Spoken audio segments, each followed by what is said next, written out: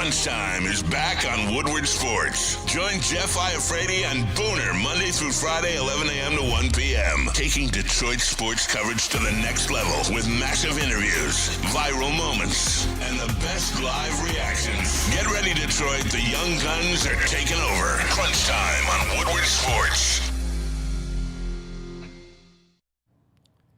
We're back. It's Crunch Time here on Woodward Sports. 11 to 1 weekdays. It's a Friday show, and we got OTAs. Stan Campbell speaking to the media. We got quotes coming out by the second. A lot coming out. We're going to be breaking down. I'm your host, Jeff Iafrate. That's my guy, Booner. We got KG. We got Caleb Czarnik. We got Freddie in studio. We got Bourbon Neal in studio as well. This guy, I mean, you guys need to be here before the show. Man. I mean, the stuff that gets yelled around in this room. Freddie actually got a video of it. I think it's incredible. We need a camera after Bourbon Friday, and Neal and all the boys just going at it. We need that. And the conversation went from It went from Jadeveon Clowney, Hutch needing help, to now Bryce Underwood. Yeah. It's amazing. Bryce always going to come up with Bryce it is when always he's gonna around. You know that. And by the way, with Bryce Underwood, I want it on record. Me and Neal now have a bet for Bryce Underwood. We shook on it for the next 2 seasons for Bryce Underwood to be in New York for the Heisman Trophy as a Michigan Wolverine. I want that on the record. And loser has to buy the other one. What is it, Old Fashioned? I've never really had an Old Fashioned, so it'll be my first. Yeah. And I'll get Neal an Old Fashioned. They're good. I would just buy the old-fashioned. Yeah, you might as well do it now. Just I ain't tap out gonna- and buy it for him. I think there's a chance. Might as well do There's it a now, bro. chance. It's not a bad idea. Neal wants it right now. I have confidence in Bryce Underwood. Shout out Neal, man. Big D Energy, 8 to 10 a.m. weekdays. D-Mac was on there this morning. It was amazing. If you didn't get a chance to go check it out, please go rewatch that. It's D-Mac's first appearance after the Claw of the Mew stuff, and just an absolute warrior that Claw of the Mew was. And I mean, we could talk about him as a postseason player, what he meant, obviously here locally with the ties to D-Mac, but for D-Mac to speak about it and the way he did today on Big D Energy, it was very impactful, talking about mental health. And obviously we talked about peer psychiatry and, needing help in tough situations. And even for someone like Claude Lemieux, who, locally is looked at more of a villain, he is a human being. So prayers to his family, Claude Lemieux's family, friends, and also just D-Mac during this time, because I know he's a busy guy. He keeps going, but man, it really does suck. Like stuff like that. That's why it's always tough when I read the pure psych reads. It's always like, listen, as men and women, but mostly men, the stigma is you don't need help. You just hold it in, deal with it. It's okay to ask for help. It's okay to talk to others. Yeah. And I think D-Mac, what he did today on Big D Energy, as one of the, like Freddie said, one of the baddest MFers around here, definitely, to say like, hey, it's okay. It's okay to be vulnerable. I think it was very important. So rest in peace to Claude Lemieux. I think too, it's fine. Like I know it's hard for a lot of people if you're going through something to talk to someone. It's hard to I know it's like one of those things where it's like you don't want to be that guy or whatever it is. Yeah. Just go do it. Like we've had people reach out to us. Like if anyone in the chat ever, like anyone who watches us, just reach out, dude. Like I'll sit there. I don't look at my messages a lot, but if I see a message like that come through, hey, I need to talk to someone, instantly it's like, hey, drop everything you're doing and help out. You know. And I mean, I've had phone calls, I've had things like that people have reached out, and if you can talk to someone for a couple hours to help them feel a little bit better, I think that's what it's all about. There's not. I was thinking about it this morning driving in, listening to D-Mac. Like, there's really nothing more important in life than just life itself.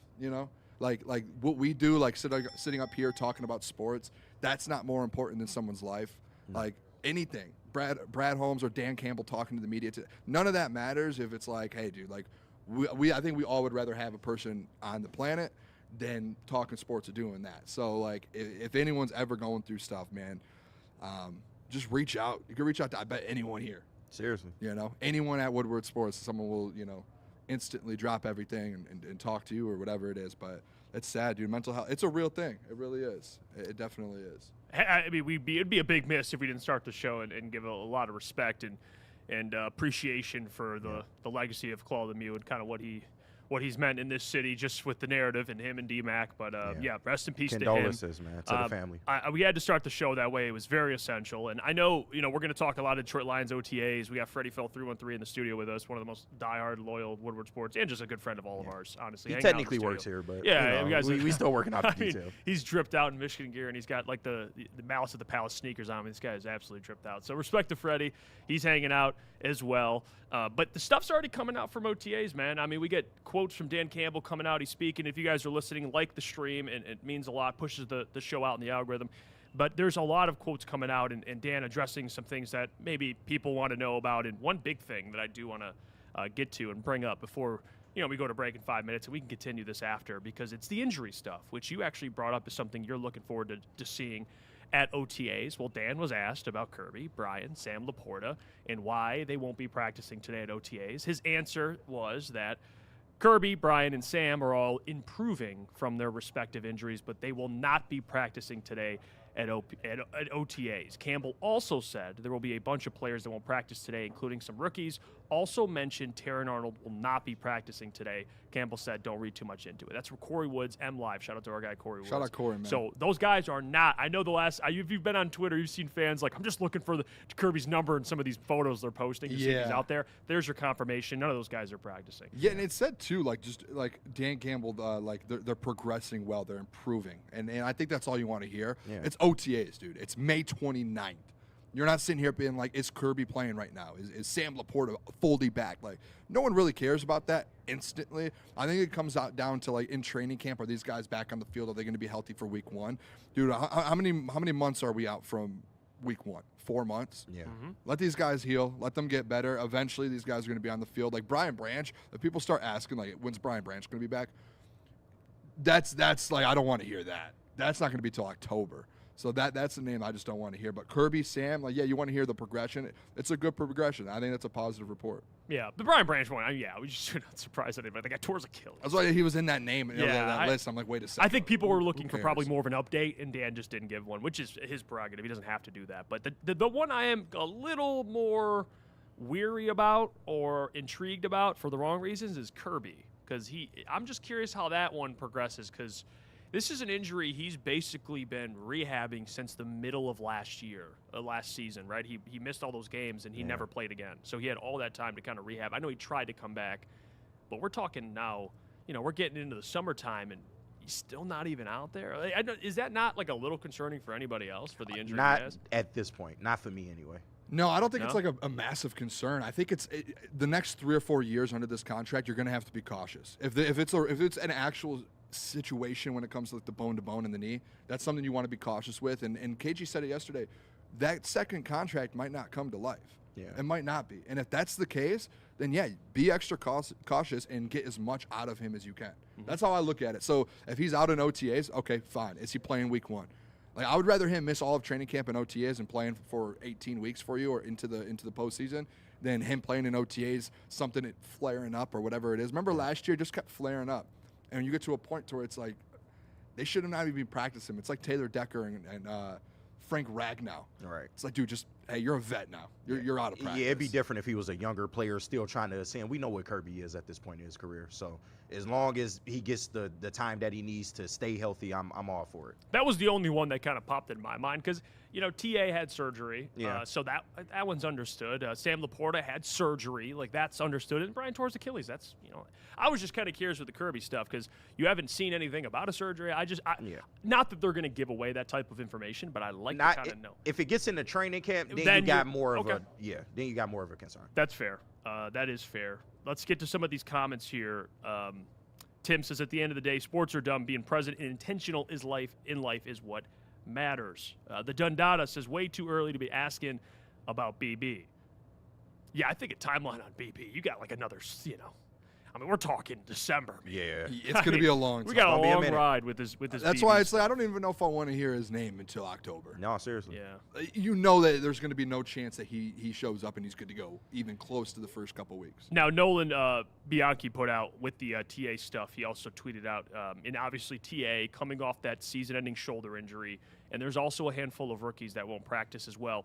Nolan said in this tweet, Dan Campbell said the rookie stuff is a continuation of the philosophy from a year ago, not trying to wear guys out after they went through a ton of draft prep. Remember, Ty League didn't initially go out there for OTA. So just handling it being smart about it. I do think this is like that's why they didn't have rookie minicamp. This is just a little bit of a tinfoil hat me.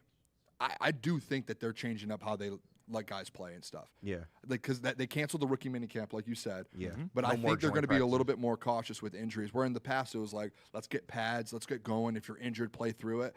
And how does that help you the last 2 or 3 years? And I know it's like the grit mentality, but something has to change at some point. I think they're going to be a little bit more cautious with a lot of these guys. That's why you see so many guys sitting out at OTAs.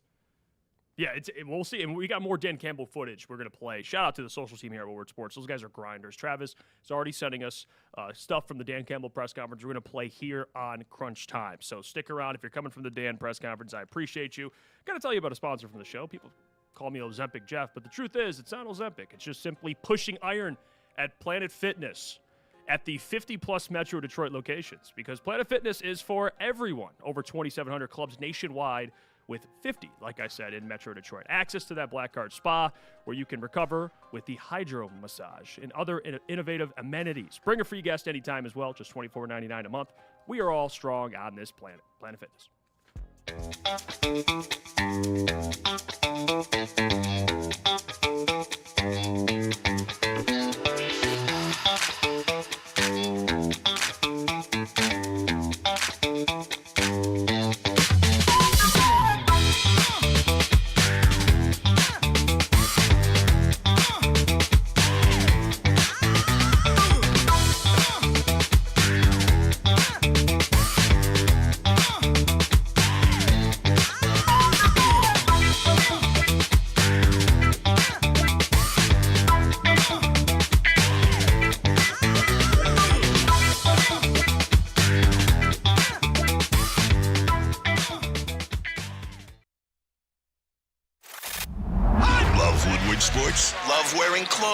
Then you should be wearing Woodward Sports clothes. Check out our full line of merch at woodwardsports.com. Just click on shop. We have all your favorite designs, like Dan Campbell kneecaps, Woodward golf, and of course, our own logoed out merchandise. Men, women, infants, kids all love Woodward Sports. Impress your friends. Impress your boss. Impress your dog. Buy Woodward Sports merch today.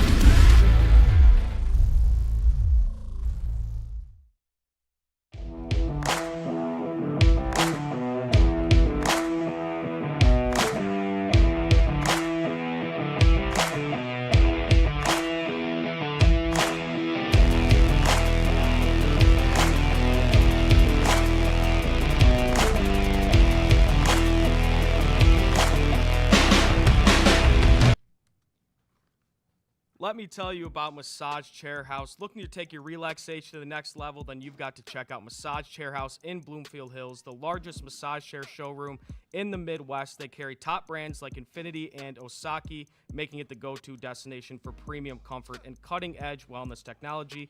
Be sure to visit Dr. Eric Duncan, the Wellness Doc, creator of the #1 YouTube channel for massage chair reviews at the Wellness Doc.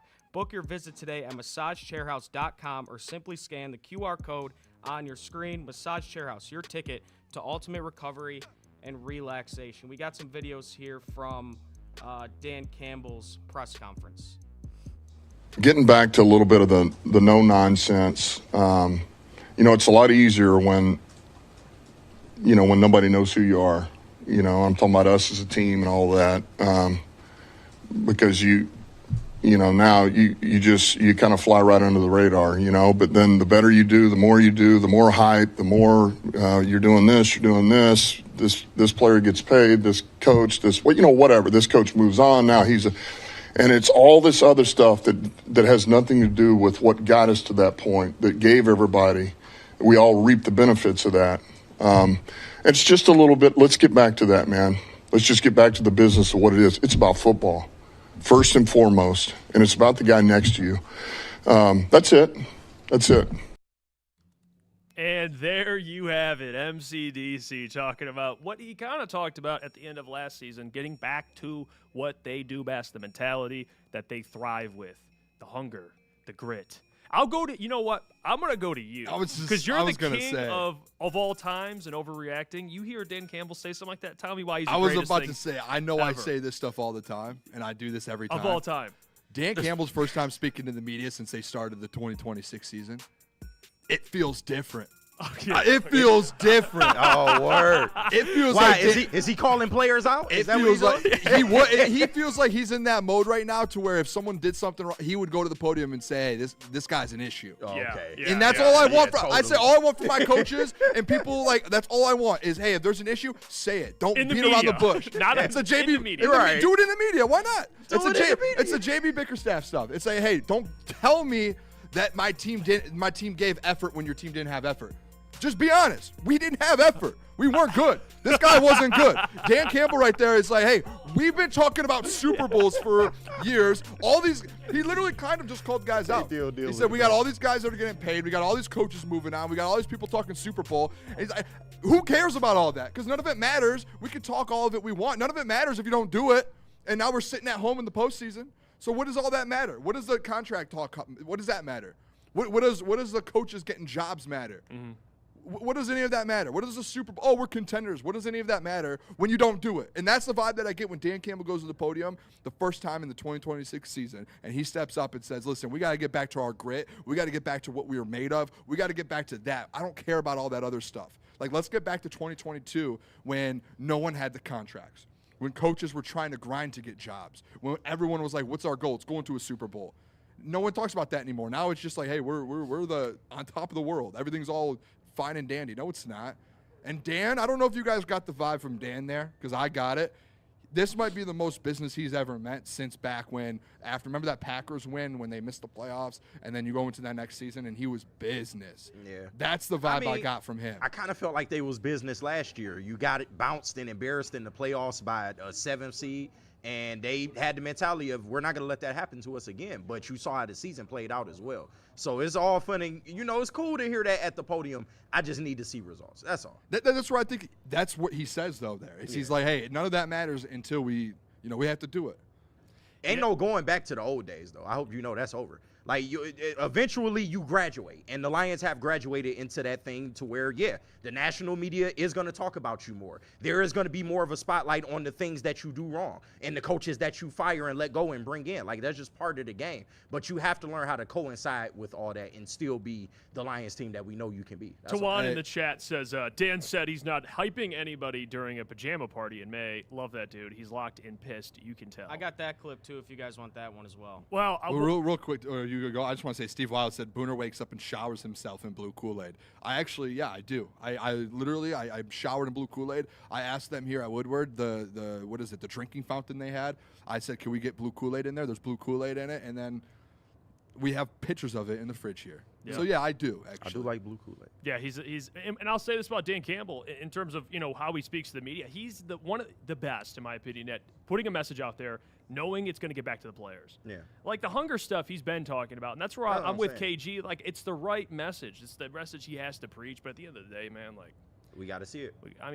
None of this stuff really matters until you week one. Like I used to, and this is why I loved hearing from you first, because I was once in that position. I understand it. Like, I understand hearing this, and you're like, oh yeah. We're like the first. This is honestly the feeling we were talking about is what I felt when Dan walked in, had the press conference, said, "I'm biting kneecaps. We're taking kneecaps." I was like, man. Oh, yeah. But guess what? It gradually got better, and you got to an NFC Championship game. The last couple years for me, I'm just so the rah-rah shit, I'm just over it. Yeah. I'm over it, dude. I don't care about, this year we're approaching differently. And I'm not. You better be. I'm not saying anything about Dan, like he said anything wrong. No, it's just, I'm just saying how it affects me. Dan's saying everything he has to say. It's all the right stuff. But I'm just saying how it affects me. It doesn't really affect me. Yeah, I expect that out of them. It does. You missed the playoffs. Like, bro, I expect you to have this mentality going in. I do. Yeah. So, listen. Fair, and you know what, boys?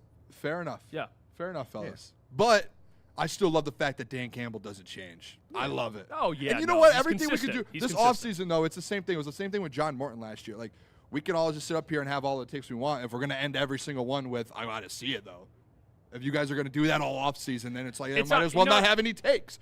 No, well, you just said we got to see it. About to take a couple We days. do, off. but like, hey, It- but you guys can't tell me that doesn't fire you up a little bit. That you know And what? then you're like, I tad, gotta see yeah. it. Take away, no. So Take nothing's gonna well, fire hold on. you up. Take away that I got to see it. I'm just saying, point blank, doesn't bother me. It doesn't even move me. Yeah. I don't like that. Doesn't I think move me I think it anymore. You should- got to it realize should where move we're you at guys. in the trajectory right Yes. now. We are beyond the cute stories and we're a good team finally again or for the first time ever. No, Yeah. we were a Super Bowl contender that was not even close last year. Like not even off the fucking blip on the radar. Hey, what do I say? What did I say a lot? I've been saying this like the off-season motto: talk is cheap, action is expensive. Thank you. Been saying that. Caleb, go ahead, take it away. What do you got? No, I was just going to say, and I mean, it might be lazy. You guys have said it a million times. I got to see it. This is all coaches talk. Every coach is stepping to that podium and saying stuff like that, trying to get everybody fired up for the season. So I got to see it before I believe it. This is a make or break. We talked about it yesterday.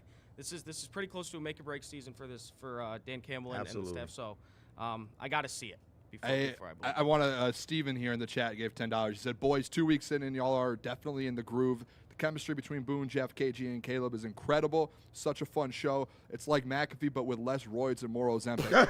I agree. I'm going to tell you guys what. Insider here, insider trading. Jeff is off the Ozempic officially, and he's going to start ballooning up here in the next week or so. Word, okay. He off the this is juice. You guys are going to start seeing a little bit of an increase in Jeff over the next week or two. So just Yeah, this- enjoy this skinny Jeff while you guys He went have from Ozempic to steroids. Got it. Okay. Yeah. Cool. Got it. Yeah, I am bulking up to play nose tackle for the Detroit Lions. What You does might this need mean, to. by the way? We need it so bad. Crazy Clown said Booner is too emotional to talk to a pastor.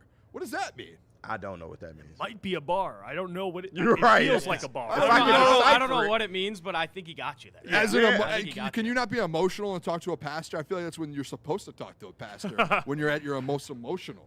It's fair. Hey, that is fair. No, let's play the clip you referenced earlier, Caleb. Let's Yeah, get you to want that. the pillow fight? The Pillow Pillow fight. Right. Pillow. Whoa. What is this? That's what he said. Something about pajama pants or pillow fight. And here ESPN it the is. Ocho? All There it right, is. let's run it. Let's run the pillow fight. I want to see what this is about. But has there been any new faces that have stuck out in those first 2 days? I mean, there's been a lot of guys that have done really well for 2 days in pajamas. And then there's some that are learning through it. They're working through it. They're learning. But there again, I'm done with the hype of the pajama party in May. Man, it's about the mental, it's about the movement skills, like all that other stuff doesn't matter. And then we'll find out in training camp who's who. This will be the most competition we've had, in my opinion. I think top tier competition. I mean, this will be good. This is going to be good across the board. So now it's just there again. Let's get acclimated. We want to hit the ground running when we get to late July, August. That's what we want. So that's really what this time's about. Dan Campbell's sick of it, man. The pillow fight and pajama party. I mean, all the stuff you mentioned there. They look good in pajamas. So Yeah. I'm done with the hype of the pajama party in May. You guys talking about things that you guys haven't heard? We haven't heard that Dan Campbell yet. I'll throw this in there because we're kind of talking about Dan Campbell with the quotes and stuff. He is the king of quotables. No, he is, He's got for some sure. quotes, man. Yep. Like the kneecap stuff I referenced, but like the pajama party and the pillow fighting, like it's hilarious. It's great. And he's right. I mean, like OTAs, listen, we're going to cover it because fans want to know information. It's important. Right. But at the end of the day, does any of this OTA stuff even really matter when you come out the regular season? Not really. No.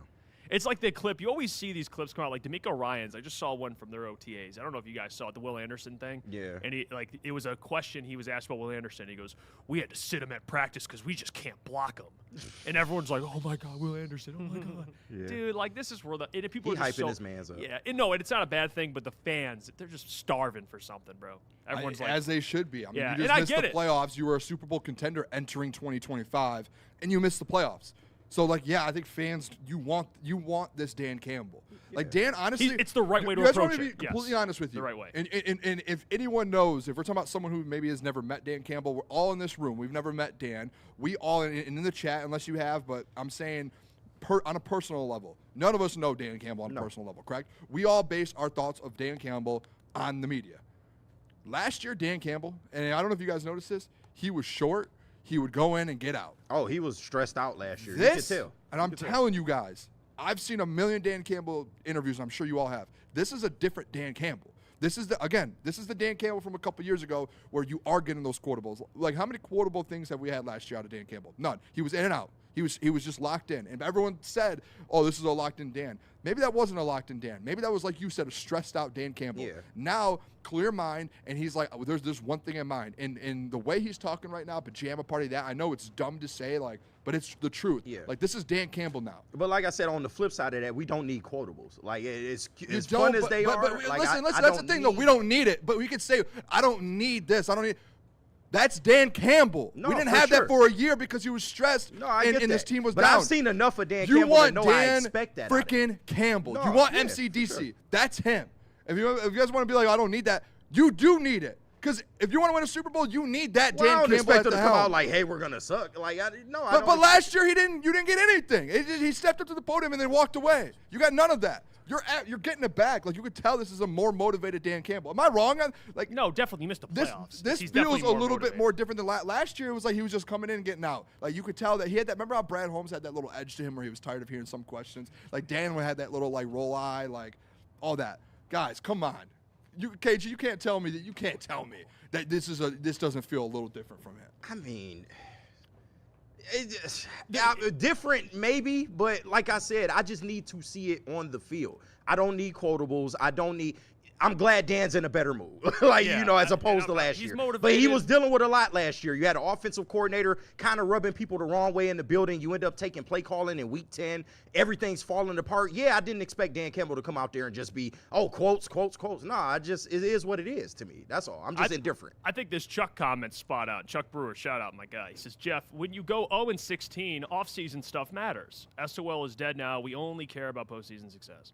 And you know what, Freddie? We were just talking to Freddie about this in the back, too, and Freddie was like, listen, man, if you could just rip off one Super Bowl, I could give a damn about anything else after that. He's like, I just want one. And I think most fans right now are in the position. The NFC Championship game, I'm talking about from that till now, where people are right now on May 29th, people they just want a Super Bowl. They don't care about anything else but a Super Bowl. That's why me and you are so passionate about trying to win and be aggressive and win the Super Bowl. But I think people are just, not that the quotables, I don't want Dan to not be himself. Which last year he was not himself. I'm just saying, I think he had quotes last year, though. Where? Tell me. I mean, I can go find. I mean, dude was just a walking quotable I machine. think we can all agree that when we watched Dan Campbell last year, those press I will conferences say this were is a a lot much different more than other- motivated Dan Campbell. What I'm saying, and I acknowledge that, what I'm saying is it doesn't do anything for me. Am I all of a sudden going to be like, man, you know what? This team might be a contender now because Dan just is getting more motivated? No, it doesn't really move me anything. Dan's doing it the right way, but the roster's the roster, and a head coach is only as good as his coordinators, and he's got a massive question mark on one of his coordinators. If you're so motivated, kick that guy to the curb. How about that? You demand greatness, you demand better. You should have fired Calvin Shepard, but you didn't. So I love it from Dan. Let's go to break. When we get back, we'll get into more Dan Campbell quotes. He talked about Penei Sewell. He also talked about the corner room. The corner room. A lot of things to get to, but first, we got to hear about our friends over at And let me tell you guys about Thrive. Most people think energy comes in a 16-ounce can full of sugar and neon-colored liquid, but you know better. It's time to upgrade your game with Thrive energy pouches. It's not your daddy's dip or, as we're talking about him, your Dan Campbell dip. It's a tobacco-free, nicotine-free mental powerhouse packing 300 milligrams of clean and smart caffeine, including alpha-GPC, L-theanine, and you see it up there on the screen. It looks beautiful, by the way. There's no jitters, no sugar crash, zero bloating. Thrive, it can be found online at dipstop.com, and remember to use the promo code WSN. You get 15% off. You see it right there, What? 15% off your entire order, and exclusively at all Market Fresh and Market Square locations. It's Thrive. Clean energy, zero distractions. They just effing work. Some days call for light, others lean bold. What about everything in between? All Day IPA, the easy choice for every day. Citrusy, crisp, refreshing. Flavor you can float with. Light on the hops, big on refreshment. One's great. Two, even better. Brewed with you in mind. No shortcuts, no fuss. Big on flavor, never too much. All Day IPA. Hop into easy. No one gives away more cash and prizes than Woodward Sports. You don't believe us? Here's our latest $10,000 winner. You know, you guys posted, hey, if you guess all this stuff right, we'll give it's $10,000. I'm like, okay, well, why the hell not? And the winning doesn't stop there. How about our Outkick Your Coverage winner? This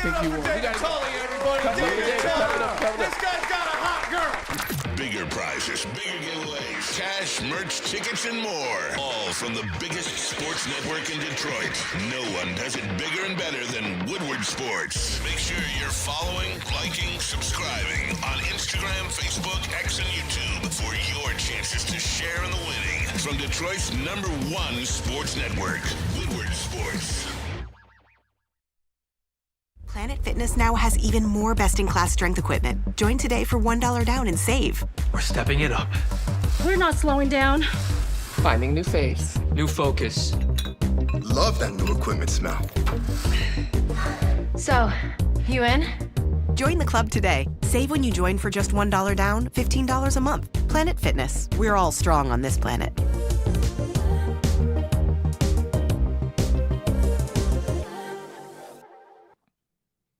All right, let me tell you about one of the greatest restaurants of all time. That's Art and Jake's.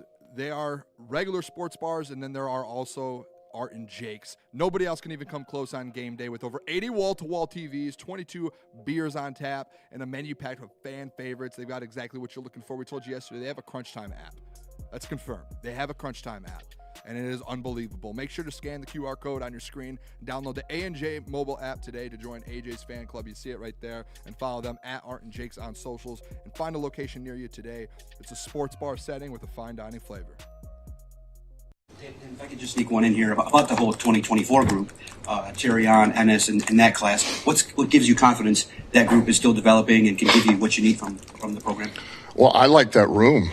I mean, we got Reed, we got Dorsey, we got McCrary. We drafted Abney. Who knows? He's a rook. We'll see. I mean,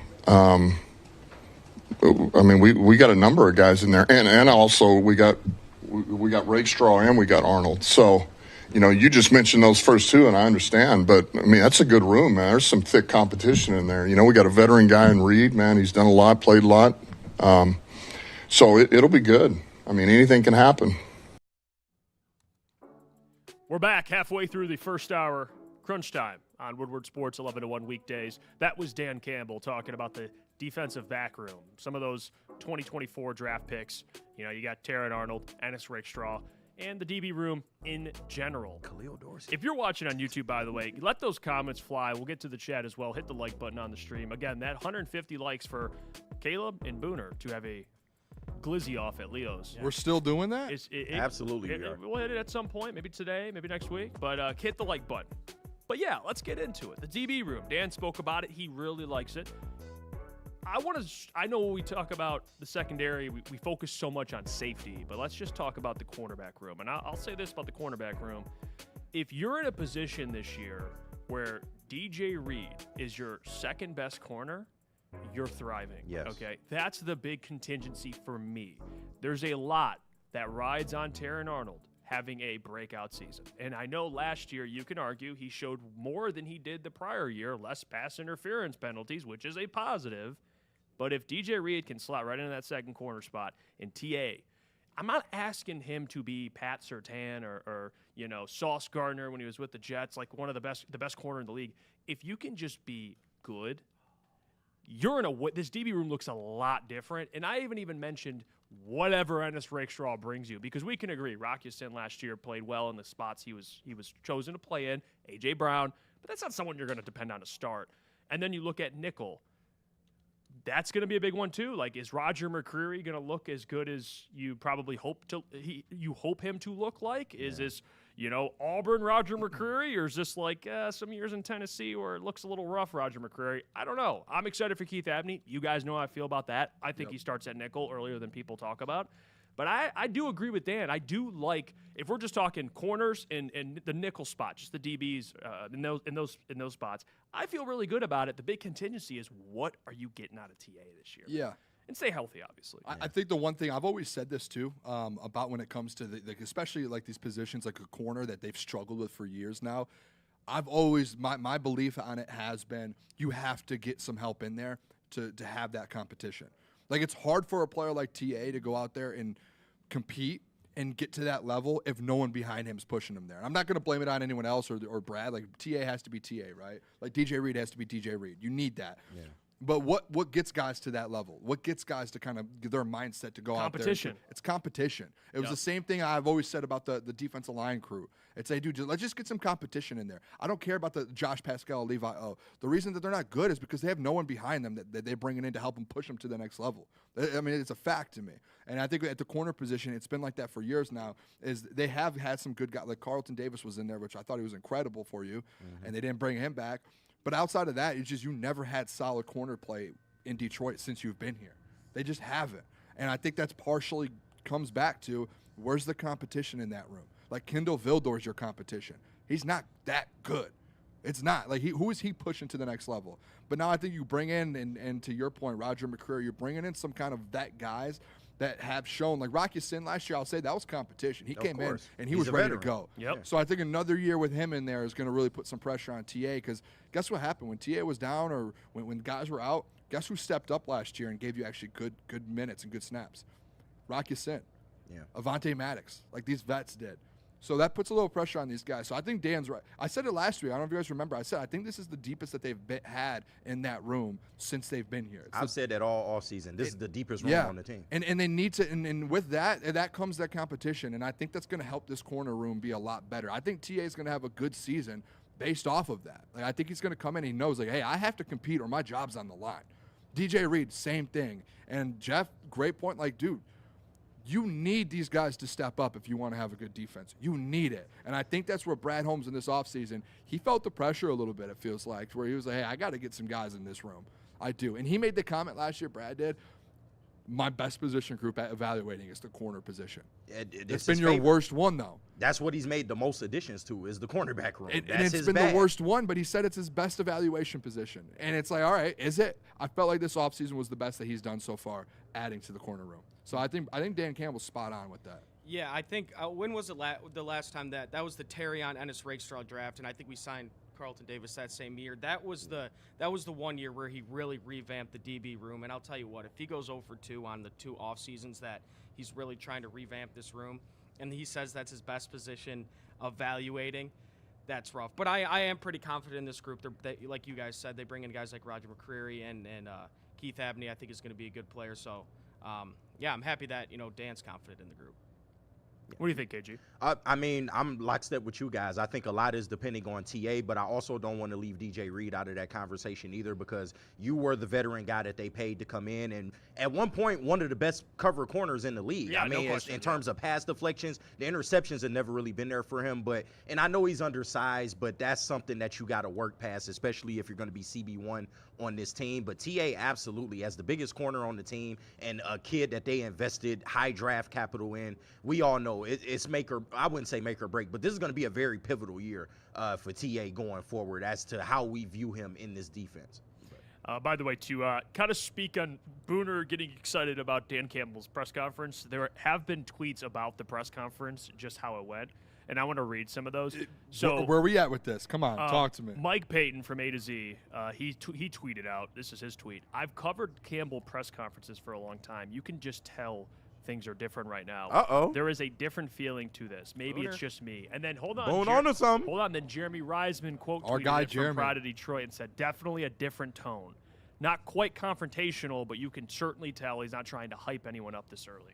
You know what? I'll say this. Everyone in the chat, and you guys in this room included, you guys have, what time is it? 11:40. You have until 12 o'clock. You guys can apologize to me. Booner, is this the great? Will this be the greatest? Is this the best press conference of all time? I'm going to say maybe all time. The best coach of all time? I wouldn't say all time because he has the kneecaps one. But I'm telling you, this one felt like some of these clips we're seeing, it feels different. So everyone in the chat said, Booner, overreaction. You have, again, it's 11:40. You have until 12 o'clock. Jeff, KG, you two included. No, I'm not. You can say, hey, Boone, that's on me. You know what? No, maybe you were right. My tone doesn't change. Yeah. It doesn't move me. Okay. We're not wrong either. We need to see it. We have to make this very clear again, just so we're on the same page. I think what Jeremy just said is a fact. There's a different tone. I think what you're saying about his different tone is a fact. Doesn't move me. Doesn't change. All right, fair enough. So I can't. I mean, people in the chat and everyone out here is like, "Oh, Booner, you're just drinking the Kool-Aid. Go see a pastor. Go do."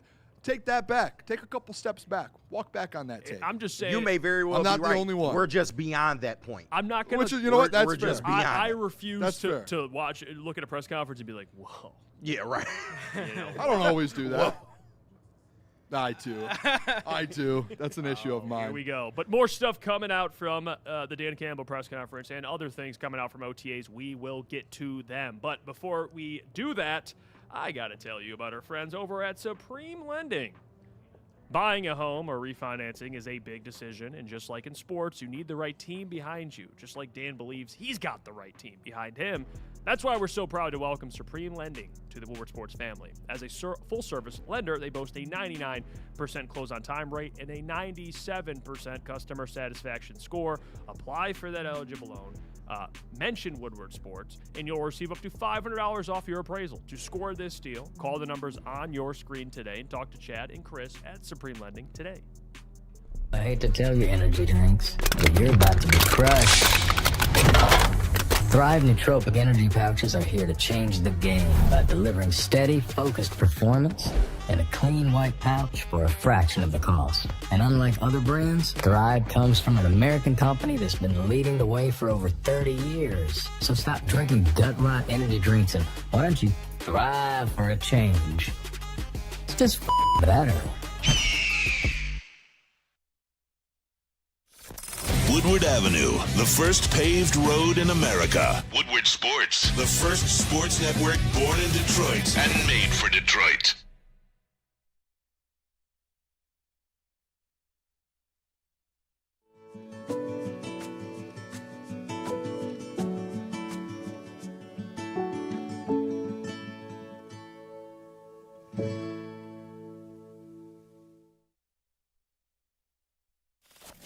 We don't like to brag that we are the toughest sports network in Detroit, but we do have a guy named Darren McCarty on our side.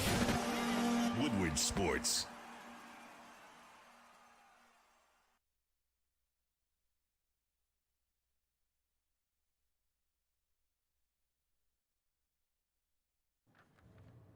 Let me tell you about our friends over at Founders, but specifically the All Day IPA, because we're excited to welcome our new partners, or partners in general, Founders Brewing and the legendary All Day IPA. This year marks the 15th anniversary of All Day IPA. And for all the people out there, I know you guys are IPA people, all right? I know a lot of people that are, and Founders and their legendary All Day IPA helped define the Session IPA category. But it's fans what made it last. It's delicious. It's got a perfectly balanced taste. 4.7 ABV, so it's built to go the distance for the entire game. So next time you're watching, make it an all-day IPA from Founders. Please drink responsibly. Those guys, and there again, it's early. But, Cade, man, he's a good-looking dude, man. He's a big man. He's built right, moves pretty good. And now it's just getting up to speed with our terminology, the mic points, all that. But I like Cade, man. He's going to be he's a good fit for us, He's a good fit for us, and same thing with Larry Borum, man. Moving slow over there to the left. I think there again, for what you want from a young guy, talking about with where we are going into week 6 of all season or whatever, I like where Ratledge is going. All right, that's good. It's good. So I feel a guy that, had learned a lot and has grown, has taken some of those things. So that's good. But yeah, we got a lot of competition in there. Dan Campbell talking about competition in the offensive line room, mentioned some key names there. Cade Mays, Larry Borum is a big one because we talked about this on Lions Collective. I am curious how they kind of treat the Blake Miller, Larry Borum thing for training camp and how they share reps. Yeah. I'm just, because we know the Lions like to be patient with rookies. There's times where, they draft a first-round guy, but they don't get thrown out there in the mix right away. But then there's some times where Tate Ratledge was drafted last year in the second round. He's playing frickin' center at rookie minicamp where he's snapping the ball. I wonder how they kind of do that. Because people just assume it's Blake Miller's job. He's just going to get all the reps. But I don't. Right. I think they're going to have them kind of splitting and battling for a while. I mean, in terms of camp, yes. But as far as the season goes, I expect that to be Blake Miller's job. If he doesn't start, then I think something went wrong horribly in camp. Because Borum, I mean, they keep trying to hype him up. And Who starts the first day? I think there's a world, let's say training camp day 1, it's probably going to end up being Larry Borum. Like day because one. he's a veteran. Yeah, and it's just going to be like, let's get Blake. And honestly, you know what it is? Like right now, OTAs, I think there's a chance, like Blake Miller has an opportunity to beat him out in OTAs. Like when OTAs are over, if Dan and them are like, this guy's our starting, like there's no way we can keep him off the field, then yeah, that's going to be the case. But I think cautious-wise, like we've seen it in the past, like you said, with especially like Tate and stuff, they've moved them around, they waited. But again, Tate Ratledge, the center thing, he was instantly starting at right guard, and there was no question. Yeah. So I think there is a world where you could sit there and be like, Blake Miller is going to be starting at offensive tackle day one. There's a world, because we saw it last year with Tate Ratledge. I think he needs to be honest with you. I think he needs to, because you know what it is? You don't Getting draft reps. offensive linemen that high to not just plug and play and start him day one. Agreed. But it's also, too, it's like, hey, if you're not going to, dude, get him in there and get reps. Like, you want him to get every single rep possible before week one if he's going to be your starting right tackle. Every single rep. And it was the same thing. Dude, I had this issue last year with Tate Ratledge when they were playing him at center, and we all knew, like everyone knew, hey, they're probably going to throw Graham at center. Like we talked to the doc, we talked to people in the building, and they were like, hey, they're just doing it just in case to see what he's like. Stop doing that. Like, who cares about him at center? If he's your right guard of the future, why are we wasting his reps at center? Yeah. And I get it. Yeah, you want to get him some reps so if you need him. Right. Dude, who cares at that point? No, I get it. I want especially as a young guy, you want him to get every rep at the position he's going to be playing full time in. I think right now, Blake Miller, if there's a small little iota of a thought that he's going to be your starting right tackle in week one, he should get every single rep with the first team all year, all offseason, training camp, OTAs, everything. He should get every rep, every single one, and there shouldn't be a question. And Larry, hey, sorry, I know we told you we were going to bring you in to be a starter and compete for that job. Sorry, man. Yeah. We drafted a guy top 20 overall at that But he'll position. be important. You'll be in the Dan Skipper role. Right, which is a big role for this team. Exactly. That is a big role for this team. Yeah, it's fair. I'm with you, KG. If you draft if you're a first-round pick, you should be, starting day one. Yeah. Day one, week one is what I mean. Now, training camp and all this stuff, they're going to probably have it as competition. They're going to try and push Blake Miller. But luckily for Blake Miller and for the Lions, the guy's got like 1 million reps in his career at Clemson. I mean, he's got it. He's played. He started I don't think he's missed a start at Clemson. Has the record for the most starts. So it's not like he needs reps for experience. NFL, yes, but like in general, that dude's seasoned. So I'm with you. If you draft a guy that seasoned with that high of a floor, he should be. He should be starting right away. The Dundada in the chat, he says, I wish they'd announce a competition for right tackle. Yeah, well, Like, why? just because they didn't announce it doesn't mean that it's not going to happen.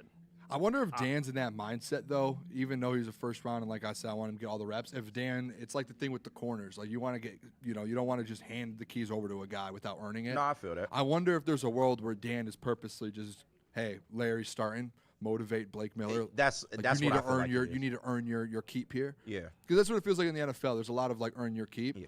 That the only thing for me is like with Tate, they instantly, and Tate was a second round guy. Yeah. And they instantly were like, here's your key. Here's the keys to the Porsche. Here you go. I mean, you kind of knew Tate was going to start. The only question was, okay, can he play center because Graham Glasgow is older and, we don't really want him in that role, which turned out to be, kind of right. But, yeah, it's just one of them things. But in terms of this, you have no direct competition or you don't need him to play any other position. Just come in and be the best tackle you can be. And Larry Borum, like, I get it. You're a veteran. You have experience. But this young kid, he is the future. And like you said, he needs as many reps as possible. Why even waste time? This chat here, too, by the way, Corin Gillens, I don't know if I said that correct. He said Blake has to earn every rep. That's how you set a culture of competition. But you say that, but then last year, again, I keep going back to the same point. Like, Tate didn't. I mean, I'm sure you had to work in camp. You ain't just going to I'm like, if Borum outplays Blake, then I'm not saying you don't have to work. There's a difference between working and earning your reps. Earning the reps means, hey, you're taking second-team reps the whole time, and you have to earn to get the first. Tate was in first-team reps day one. But that was kind of the plan for him, though. And that's what I'm saying with Blake. Like, if you're saying here in the chat he needs to earn his reps, no, but Blake's going to be first team. He needs to be first team day one. And, yeah, you have to earn it and you have to keep playing well. But, like, again, Tate didn't have to fully earn the first-team reps day one. Yeah. He was your day one right guard or center. He instantly was working with the ones. You're talking about a second-round guy. We're talking about a first-round, your 17th overall pick right tackle at a spot that is wide open. Dude, day one, he's got it. And to be honest, what has Larry Borum done to constitute a starting spot on this team? Like, just being real. Yeah. No disrespect. Tim said, but if Blake Miller is good enough and the clear number one, I think Dan starts him. Dude, I think he starts him day like today or when did OTA start? Tuesday? Yeah. That was Blake's job Tuesday. Think so? It was. I don't think they were like, Larry, you're in. Yeah, If the media was there, I think that they would have been like, they would have seen Blake Miller at right tackle. Yeah, I thought it was interesting because shout out Justin Rogers. We had him on the show. He said his first guess would be Larry Borum if he was there, just because how the Lions handle it. But I don't know. He said it's not like he was just taking a guess. I'm curious how they handled that. Not that it matters. It really doesn't. I mean, at the end of the day, Blake's going to be starting right away. When the games come. It's got to be the mindset. Yeah, it has to be. I believe, is it Corey or Coring? Is the YouTube name? I'm sorry if I butchered that. I'll call you Corey. It's easier to say. He says, or she, rookies do not play a lot on this team at the beginning of the season. None of them do, especially on offense. Well, I think that this offensive line is an exception. Offensive line is an exception. Yeah, he's going to play a lot. It's just how it is. Tim says, but if Blake Miller is good enough to clear it up, then what we were talking about earlier. Yep. I'll tell you what, we're going to go to break. Before we do, I do want to mention the show after us. Braylon, Anson. Shout out to those guys, man. They do a great job. The team they have. Shout out our guy Brandon. Yeah. B-Lad is on there as well. B-Lad, yeah, shout out to him. They're actually going to be remote. So you guys are not only should tune into the show, but also the event. I'll tell you more about them. 2 to 4, the Braylon Edwards Show will be live from Mortgage Pros in Troy. Mortgage Shout Pros, out. 4th annual block party. Michigan's #1 mortgage broker. The stuff that's going on today. Dodgeball competition, 3-point contest, food trucks, bounce houses, petting zoo. It's not open to the public, but just shows how cool of a place that this Mortgage Pros is to work at. So tune into the show. That's how you can show support and see what those guys are doing. I think D-Mac will be there, so I'm sure he'll pop on at some point. So shout out to those guys. Before we go to break, though, let me tell you, or actually, Booner's going to tell you about Black Rock. Black Rock. Do you guys like steak? Because I love steak. Look at that steak right there. Look at those drinks, those cocktails, mocktails, beers. All the way to the left there, you see, what is that tower there? Like a dessert tower. It looks incredible. Little onion ring? Little onion ring right next to it. There's a little like a ice cream tower. But if you are looking for the perfect spot to host your next party or get together, make sure you head over to Black Rock Bar and Grill. Home of the steak on the stone, whether it's graduation party, baby shower, I almost said bath shower, baby shower, rehearsal dinner, or your next big watch party. Go check out Black Rock. And the best part about it is they literally have something for every single person, just like you see on the screen there. There's mocktails, cocktails, salads for Jeff, stacked burgers, desserts, and then obviously their famous steaks. Make sure you book your next event today at Black Rock Bar and Grill and find a location near you at blackrockrestaurants.com.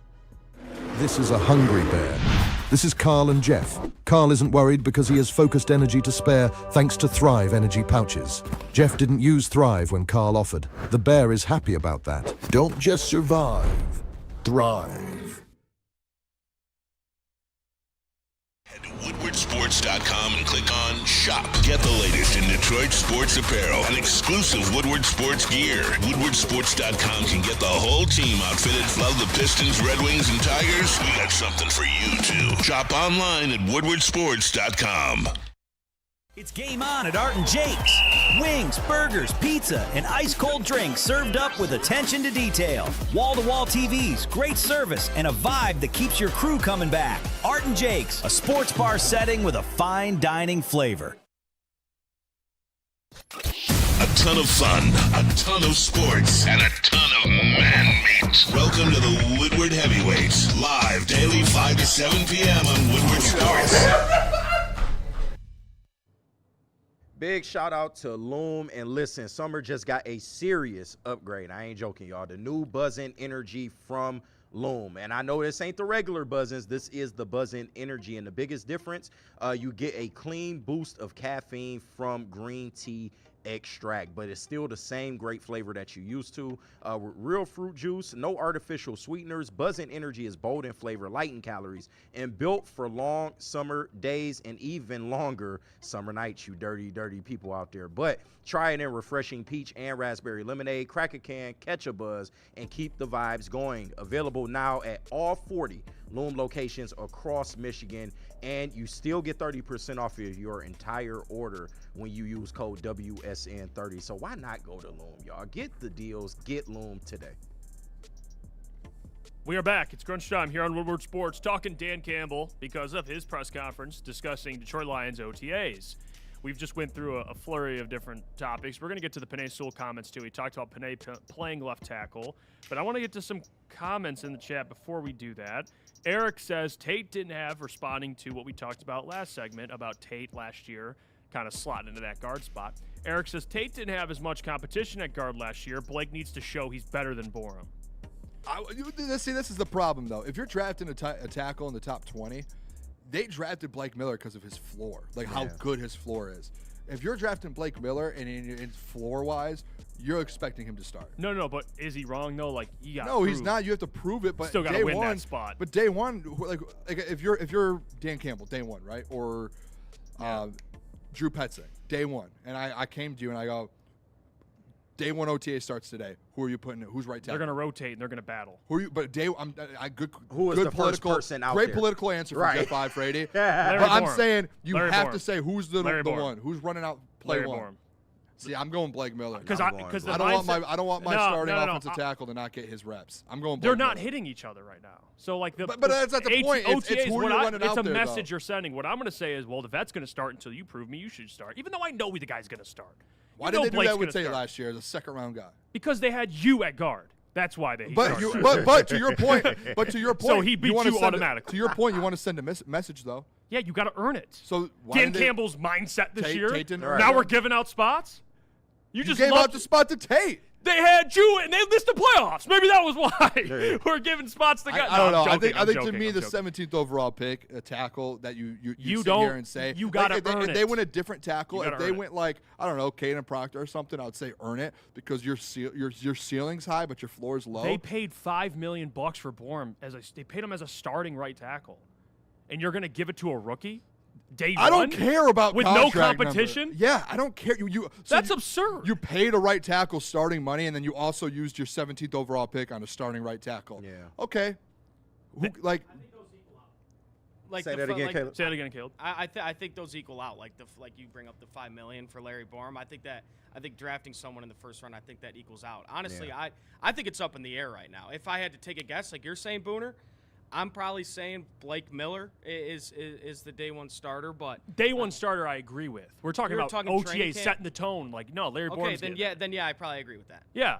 I'm not saying Larry Borum should start week one. Let's get this straight. Okay, Yeah. Blake's going to start freaking week one. We're talking about right now, Booner slot him in automatically. He's got to earn it. I want the guy to get as many reps as he can get. You're in OTAs. You're not going up against the Kansas City Chiefs tomorrow. It's OTAs. Let him get reps training in there. camp, let him get his reps in. Like we know for a fact. Someone in this room tell me for a fact or in the chat. Blake Miller's going to be your starting right tackle come week 1, September, the first week of September. Yes or no?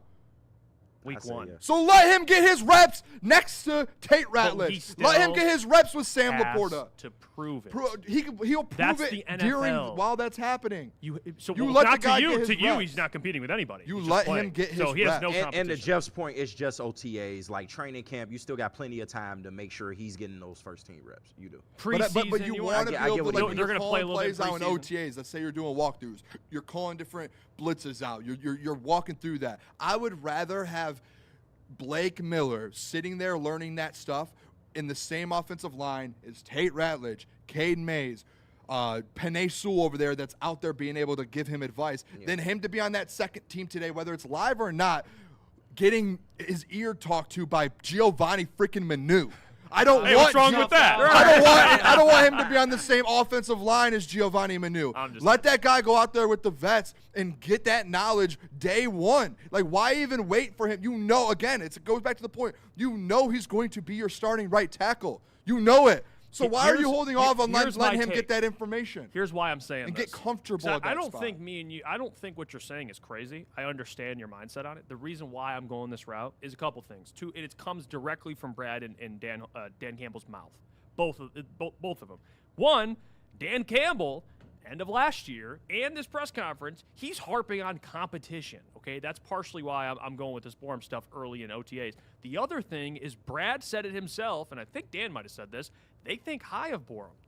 Not that he's going to start week 1. I don't think that's the case, but they think high of him. I think enough to be like, all right, these two are going to battle it out. We expect the rookie to win. We drafted you at 17. There's no reason why he shouldn't win. But that's why I think he should still earn that. Dan Campbell's been preaching competition. I think he'd go against his word if he was like, all right, the rookie, you're beating the guy we paid $5 million to with no competition. You can earn it with getting the starting reps right away. If you're playing bad and you're not doing good at that, and you're at the right tackle, the first team reps, and he's not playing well and he's struggling, then he's not earning it. And then you go, okay, we're gonna put pressure on you. If you're not gonna do well in this opportunity, we're gonna get Larry Borum in there, and then you have to earn your way back. That's like starting a new job, and you're like, all right, you're CEO until you prove. What you is Larry can't do it. Borum? Right. By the way, I gotta work my way up to be that. By the way, what has Larry Borum earned? He started in games and now I'm not gonna stick up for good Larry him. Borum. What has he learned? What has he earned in Allen Park? Hey, am I wrong? He's also brand new in Allen Park, correct? Cade Mays has. Oh, we might as well have him do compete. you want Juice Scruggs No, taking he's the a first team veteran. reps? He's started Okay, in exactly. games. My point. No, you're wrong. No, He's I'm not. played in the NFL. He started in games. Blake Miller hasn't. I would rather. I would love to work prefer- for your company. I I'm would walking in as prefer- CEO. I would prefer. And I gotta show I can do it. my first round pick to be starting and get those reps. I'm sorry. If I prefer that, I'm sorry. You know what? Okay. That's a lot of hands I'm getting sorry thrown that I want my starting right tackle and my my 17th overall pick to be the guy. I'm sorry. And I'm saying after missing the Arrest playoffs, me. I want competition. I want guys to Yeah, compete. you can also compete if And you're you have getting to first-team earn reps. it. You're the rookie. You have to earn that. So every I rookie also always think- has to earn. So Jahmyr Gibbs, let me ask you, when Jahmyr Gibbs stepped into the building in 2023, him and David Montgomery, Jahmyr Gibbs was the number one. Like, he was Jahmyr Gibbs. You didn't know that when you drafted him. Yes, you did. You knew he was really talented. Day one, he still had to go out there and show he was getting the those speed, reps. the vision, and then you're like, okay, Come this guy's on, too man. good.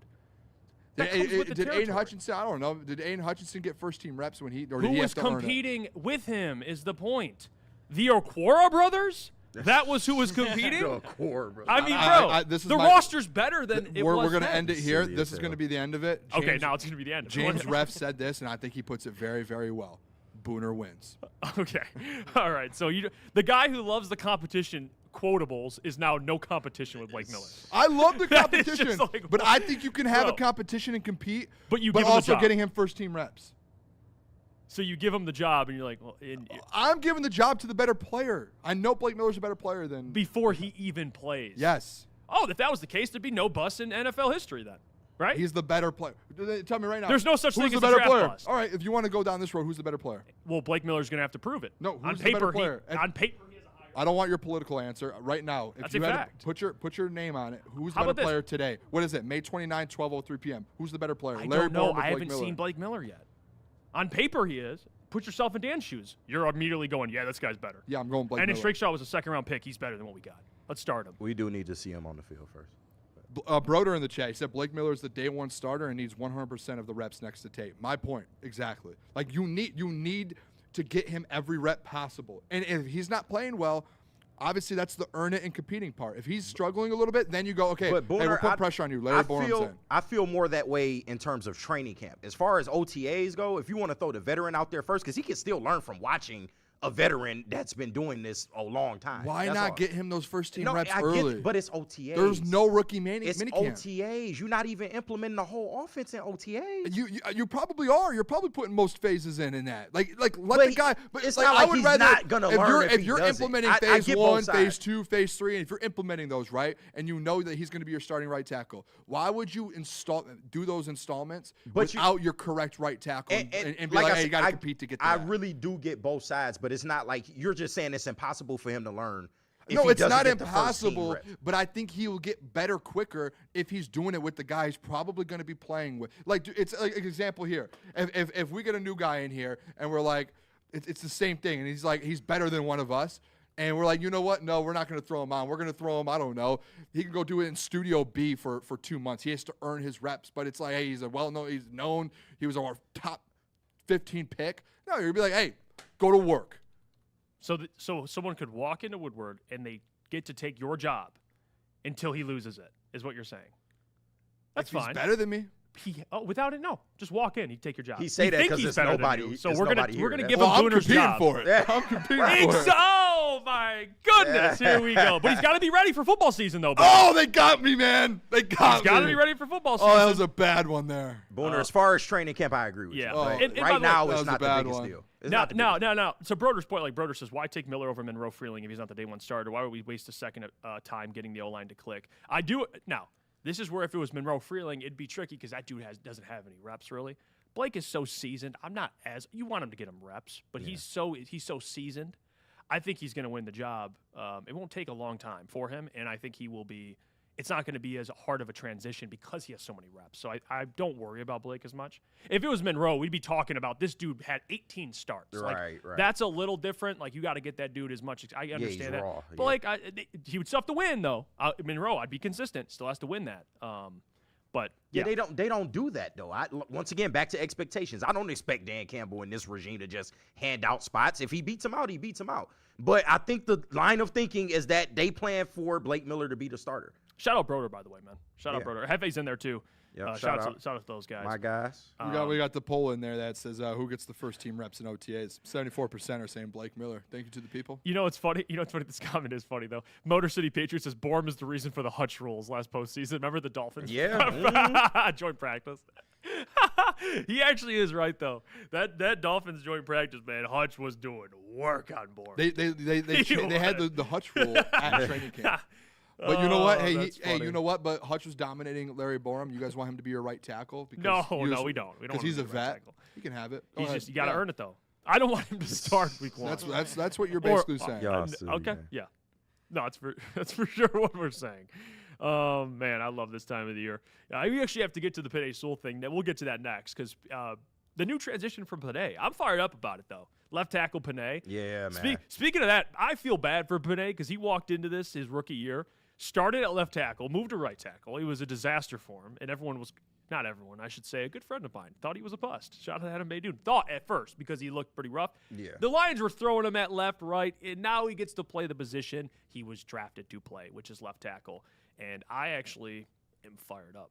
Tristan Wirfs, I believe, is the only tackle active that has been first-team All-Pro at right and left. Yep. Yeah. I think Penei's next, bro. Yeah. So we're going to talk about that when we come back from break. But first, we got to hear about our friends over at Pure Psych. And honestly, it's a perfect time with the Claude Lemieux stuff, Pure Psychiatry. You're not alone. I think that's the big takeaway from the beginning of our show. And D-Mac, go check that out. Big D Energy, he was on there, talked about the situation a lot. And I think, again, I'll say it again, as men, got to be vulnerable. It's why you got your brothers. It's why you got your family, people that you're closest to talk about it. And you got Pure Psych as well to have your back always. And at Woodward Sports, you're never alone. Neither is your mental health journey. Pure Psychiatry provides personalized psychiatric care designed specifically for you, not a cookie-cutter plan. And they got 16 locations. They got 2 in Ohio. They got plenty of locations. And they make getting help accessible and comfortable. If you've been thinking about taking that first step, visit PurePsychMI.com.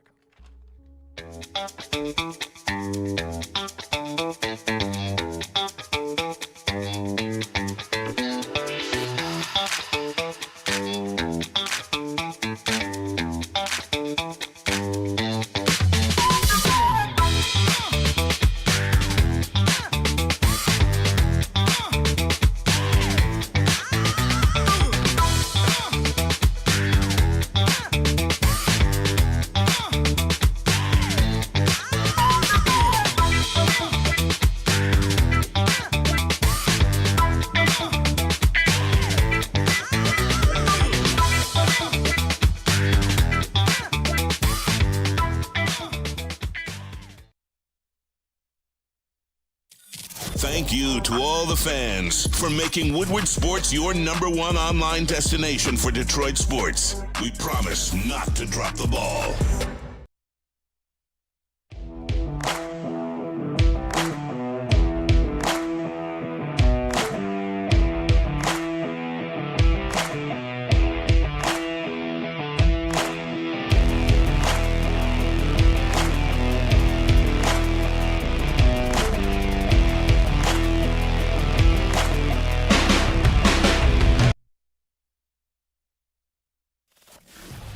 To brag that we are the toughest sports network in Detroit. But we do have a guy named Darren McCarty on our side. Woodward Sports.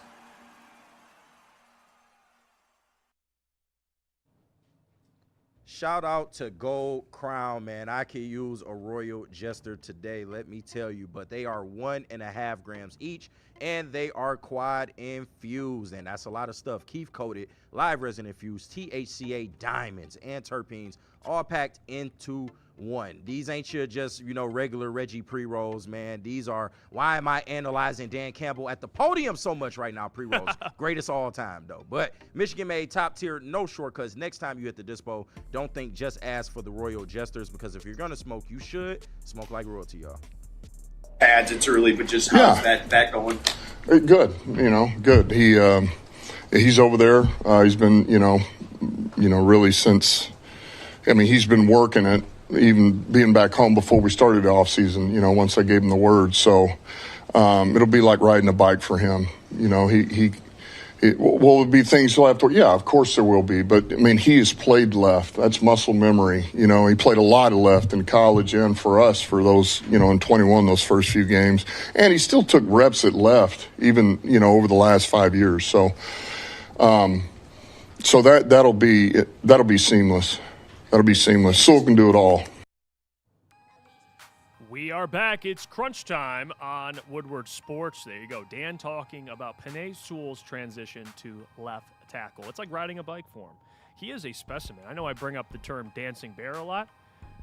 We got to put Penei in the dancing bear. Like, he's in that tier. That category, Yeah. 100%. For those who don't know the reference, I throw this word dancing bear around a lot. Caleb, I would refer That's to his as- nick. Caleb, one of Caleb's nicknames is the dancing bear. Dancing bear is someone who you look at, and they are way more athletic than you think. And Caleb Czarnik is one of those guys. He is. Sneaky. So we're saying Caleb Czarnik, Penei Sewell. and Penei Sewell.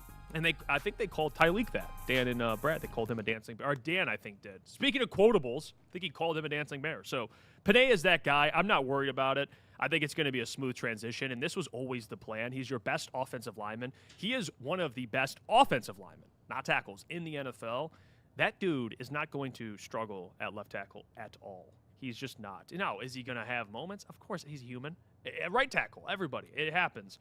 But I'm excited to see Penei at left tackle. It just allows you – it not only protects Jared Goff's blind side, which is the real thing. I mean, going into the offseason, before they drafted Blake Miller, my big thing with Larry Borum, not to revisit the Larry Borum stuff, but I didn't know they would draft a tackle. So me and you had this conversation. Like, we were talking about Vega potentially, like, drafting a guard, because we knew if you have Penei protecting Jared's blind side, unlike Giovanni Manu was able to do against the Bengals, where he almost got Jared Goff killed, but if you're protecting his blind side, at least Jared can see the right side of the offensive line to where if Blake Miller has his moments, they'll be okay.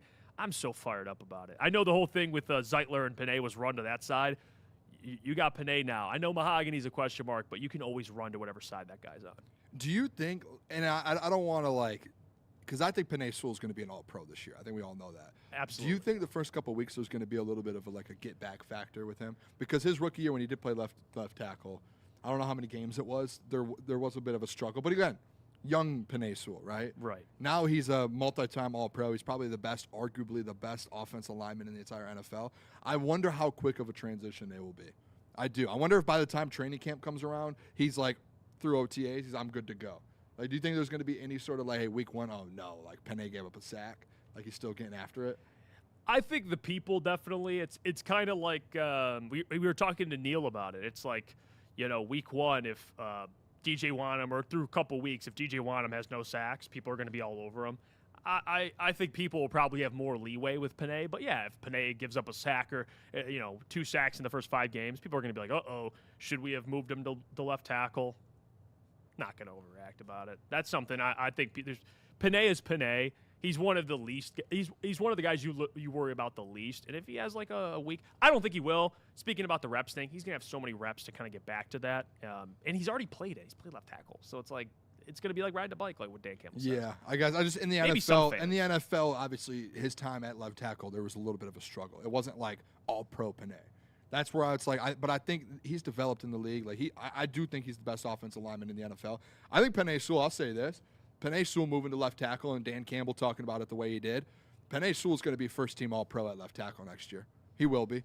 And then no one will have anything else. The only argument of people against Penei Sewell talking about, is he the best tackle in the NFL? Is he this? Is he that? The only argument I ever see is, well, Tristan Wirfs, All-Pro at both sides. Hey, Tristan Wirfs, have you ever heard of Penei Sewell? Welcome back. Penei is now the best in the NFL. And you know what's going to happen, too? There's the whole Offensive Lineman Award. Guess who's going to win that next year? Because there's going to be context to it. Penei going from right to left. Penei Sewell's going to win the Offensive Lineman of the Year. He will. He's going to. And this offense is going to be top 3 in the NFL again, and it's going to be led by Jared Goff, Penei Sewell, and that offensive line. and they're going to get back to where they were. And I think this is going to help. I know it's crazy, but like getting him to that left side, I think Blake Miller year 1 is going to be better than what you got out of Taylor Decker the last 2 years. This offensive line just got elevated to a different level. Who won Protector of the Year last year? It was I think it was the Bears guy. Your guy. Joe Tooney. Oh my God, Yeah, Joe Tooney. Joe Tooney. Now he says my guy. Well, it is. You called it. We were talking about who's going to win it. He's we up did there. Crunch He time. deserved it. When we were talking about on Crunch Time, like who are the candidates? Will Panay win it? I was like, I think Panay should get it. And you were like, it's Joe Tooney. Well, and I'm like, of course. Of course. I get some guy. Yeah, okay. Well, you're not wrong. He was up there for sure. That award is going to be Panay Sewell's at some point. And by the way, Chuck commented in here. Shout out Chuck. He says, Jeff, correct me if I'm wrong, but wasn't Sewell always at right tackle? That's why Adam was going off saying he needed to be moved back to left. I think what happened was they moved him to right, and then he struggled. But look what happened after. He was fine. And that was going to a position he didn't play in college. So I don't think you are right, Chuck, by the way. I don't think that's going to be the same thing with left because he's already played it. Like that's a Protector of the Year guy, pretty much every year. I think. Caleb, what do you think? Yeah, I think I don't see much growing pains with Panay Sewell moving to left. But one thing it's huge for, and I feel like I've talked about this on every show, it's going to be huge for whoever's playing that left guard position. That's really it. Yeah. Because look at Tate last year playing next to Panay. Tate was one of the best rookie offensive linemen, and a lot of that is because he's playing next to the best offensive lineman in the NFL. So, I mean, whether, it's Mahogany there at left guard, that's going to be huge for him and huge for his development. And it takes a huge load off him, playing alongside a guy like Panay Sewell. So, I don't think there's going to be any growing pains. I think, I think this is his natural position because this is where he played at Oregon. So, I'm excited to see what Panay Sewell has in store for us. Yeah. It'll be interesting to see. Jomo says Panay has taken 3,199 snaps in the NFL, 11 sacks. That's 0.003%. Jesus. How is that even possible? Yeah, that's crazy. Can we look in the Guinness World Records books and see if that's a Guinness World Record? 0.0. That's insane. That's insane, bro. 0.0. By the way, Randall Small said, "Hey guys, $2." Said, "Hey guys, where's the remote? I'm in town." Well, you can't. It's not open to the public. This remote specifically, but you can tune in on the show. Braylon and Anson, they will be there at the event. It's a private event, but it's still going to be a ton of fun. So tune into the show.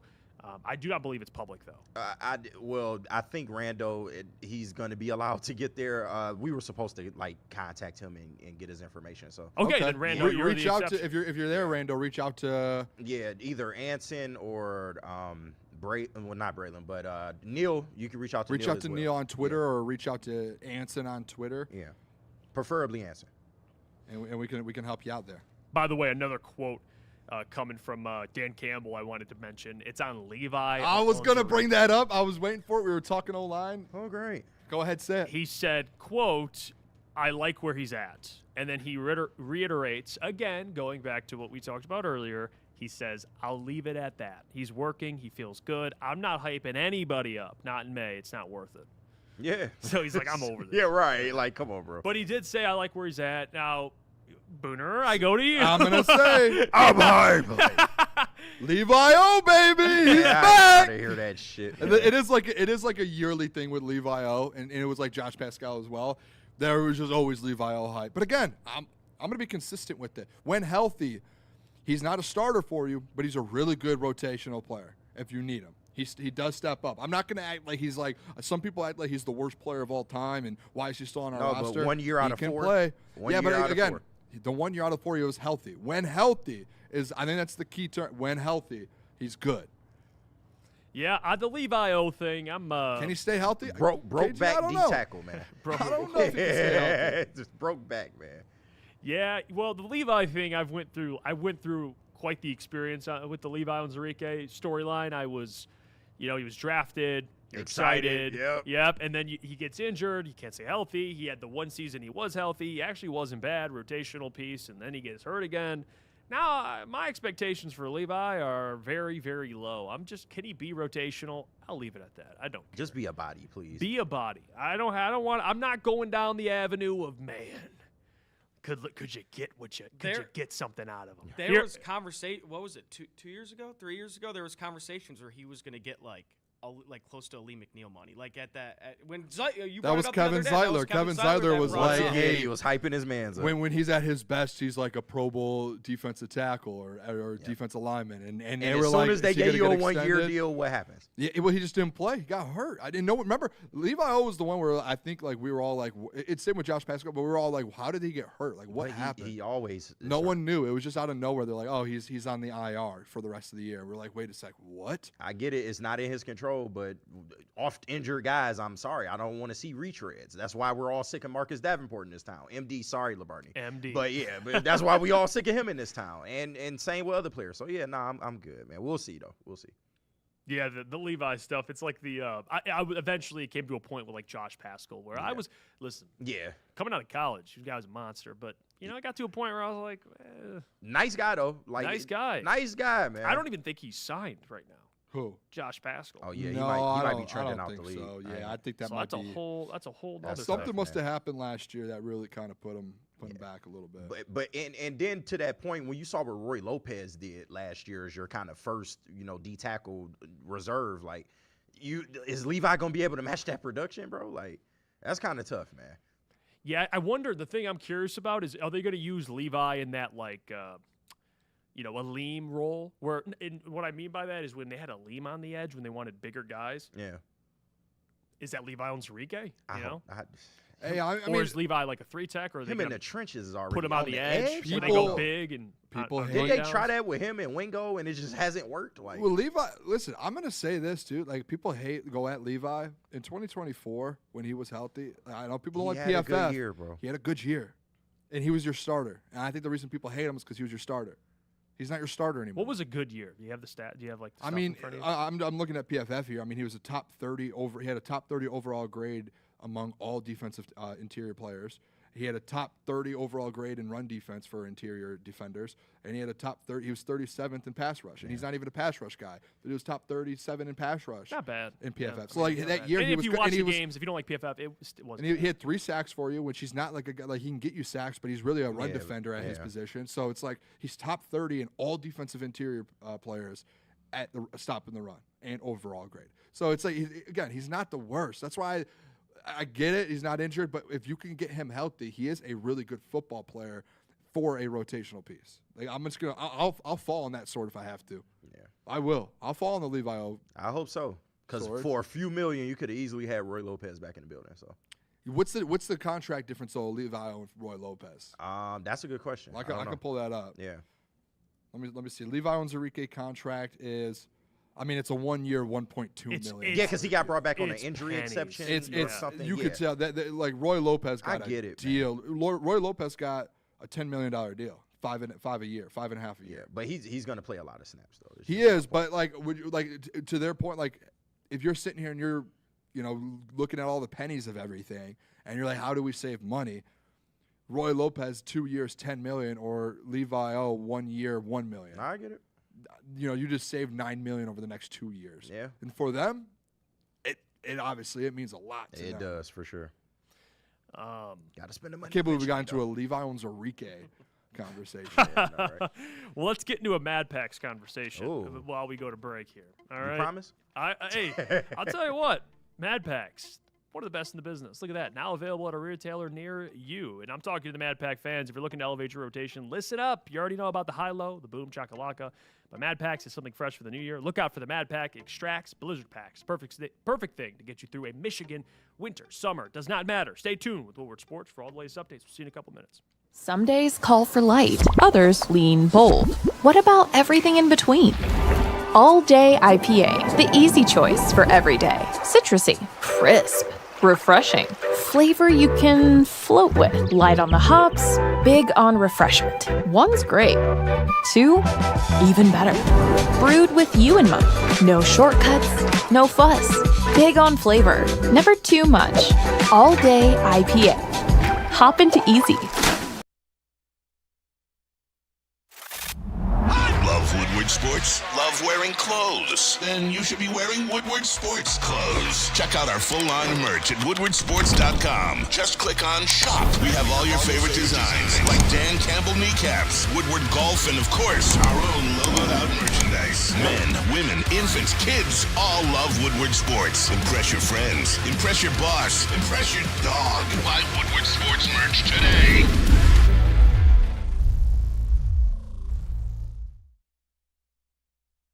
I hate to tell you, energy drinks, but you're about to be crushed.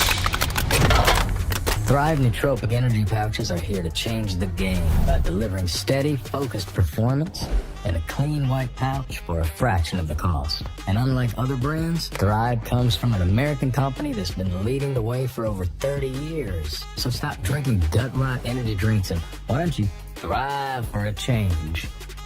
It's just better.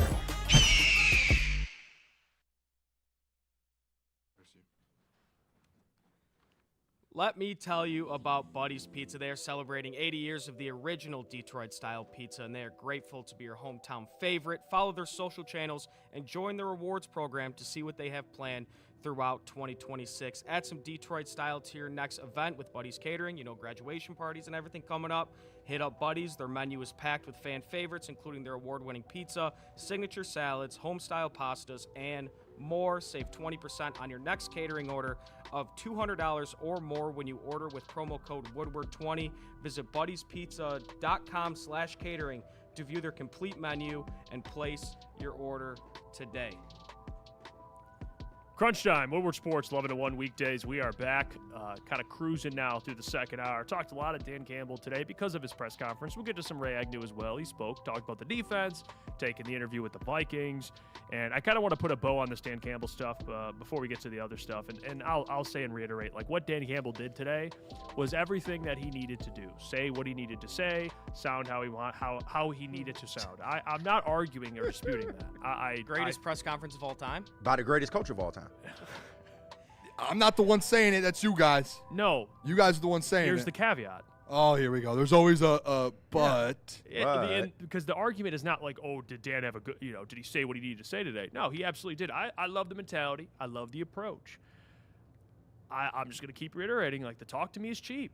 It just is, man. I'm tired of the talk. Talk is cheap. Action's expensive. That's the motto for the offseason. I want to see not only playoff appearances, but playoff wins. That's what I want to see. I haven't seen one in 2 years. So we're not going to give any credit or conversation until next February is essentially what I hear. I mean, you took it there. I didn't take it there. That's the vibe that I get from everyone. How much does a regular season mean to you, Booner? Honestly. Not much, but you still have to use it to catapult yourself into a Super Bowl. You can't. It's not a nothing burger because, again, if it was a nothing burger, guess what? Everyone would make the playoffs, and every team would have a chance to go. But it means something. There's meaning to it. So are you understanding what I'm saying? Or no? Yeah, so to me, what you guys are saying is there's zero meaning to OTAs and training camp. Okay. My God. Yeah, you see what I'm saying? You are king of that. You can admit that. That's a little rage bait. I just go based off of what you guys are telling me. You and your Neil bag. Okay, so he didn't listen. Let me repeat it. All right, I'll say it again. I got you. Let's do second try. We'll go at this, KG. What Dan Campbell said today, he had to say. I respect it. I love it. It's great. It's like I don't want to call it like politician speak almost, but it is what he's supposed to say. Yeah. Now we'll get to what we were talking about. I'm gonna give you another opportunity at this. Does it move me?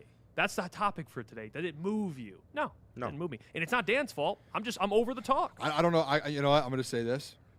That was 2 times. Let's see if you got it. No. I got it. Okay.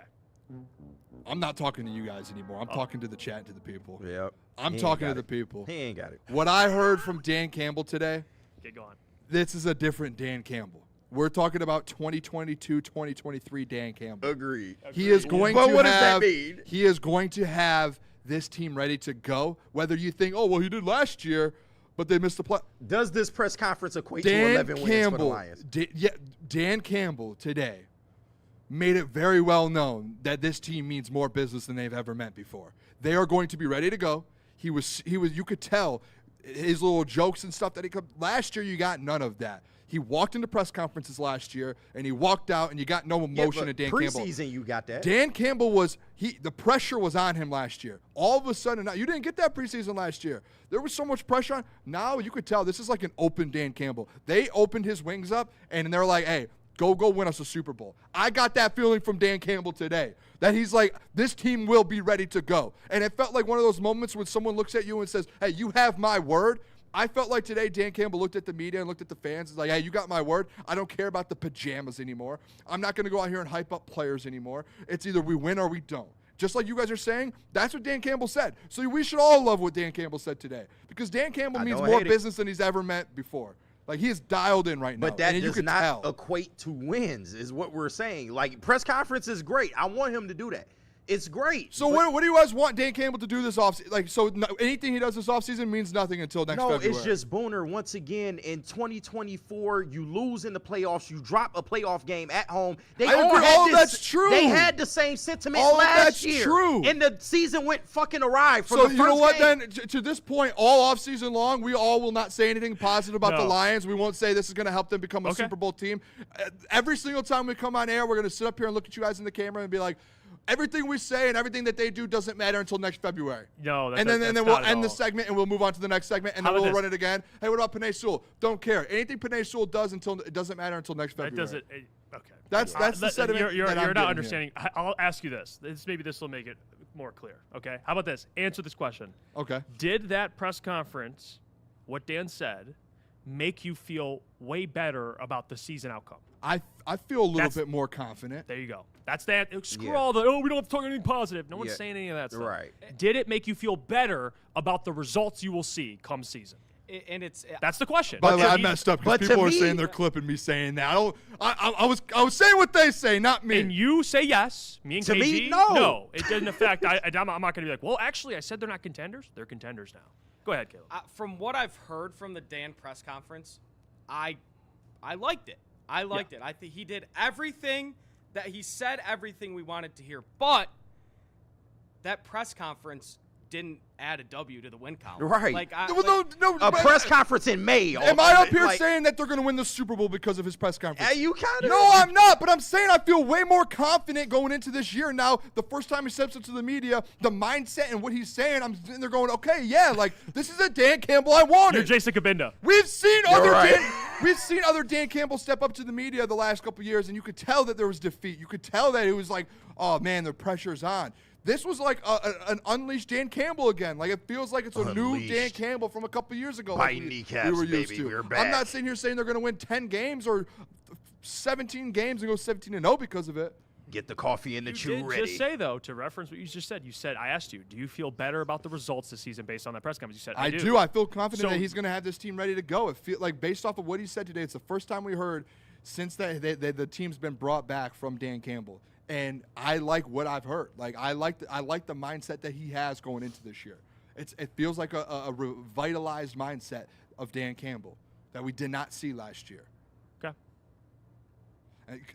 KJ Obi or whatever his name is. Booner probably thought we were going to 17-0 after Dan's first knee-biting press conference. No, I didn't think that. But you know what I thought? I go, oh, we have an absolute dog in the building. Yeah. And it's just like today. Oh, he's back. But that was year back. 1. This is year 6, Booner. Yeah, and last year after you didn't year have that. 6, but year 5 you did not have that, KG. Not the same. But I'm saying they had the same message after being a number 1 seed that dropped a home playoff game.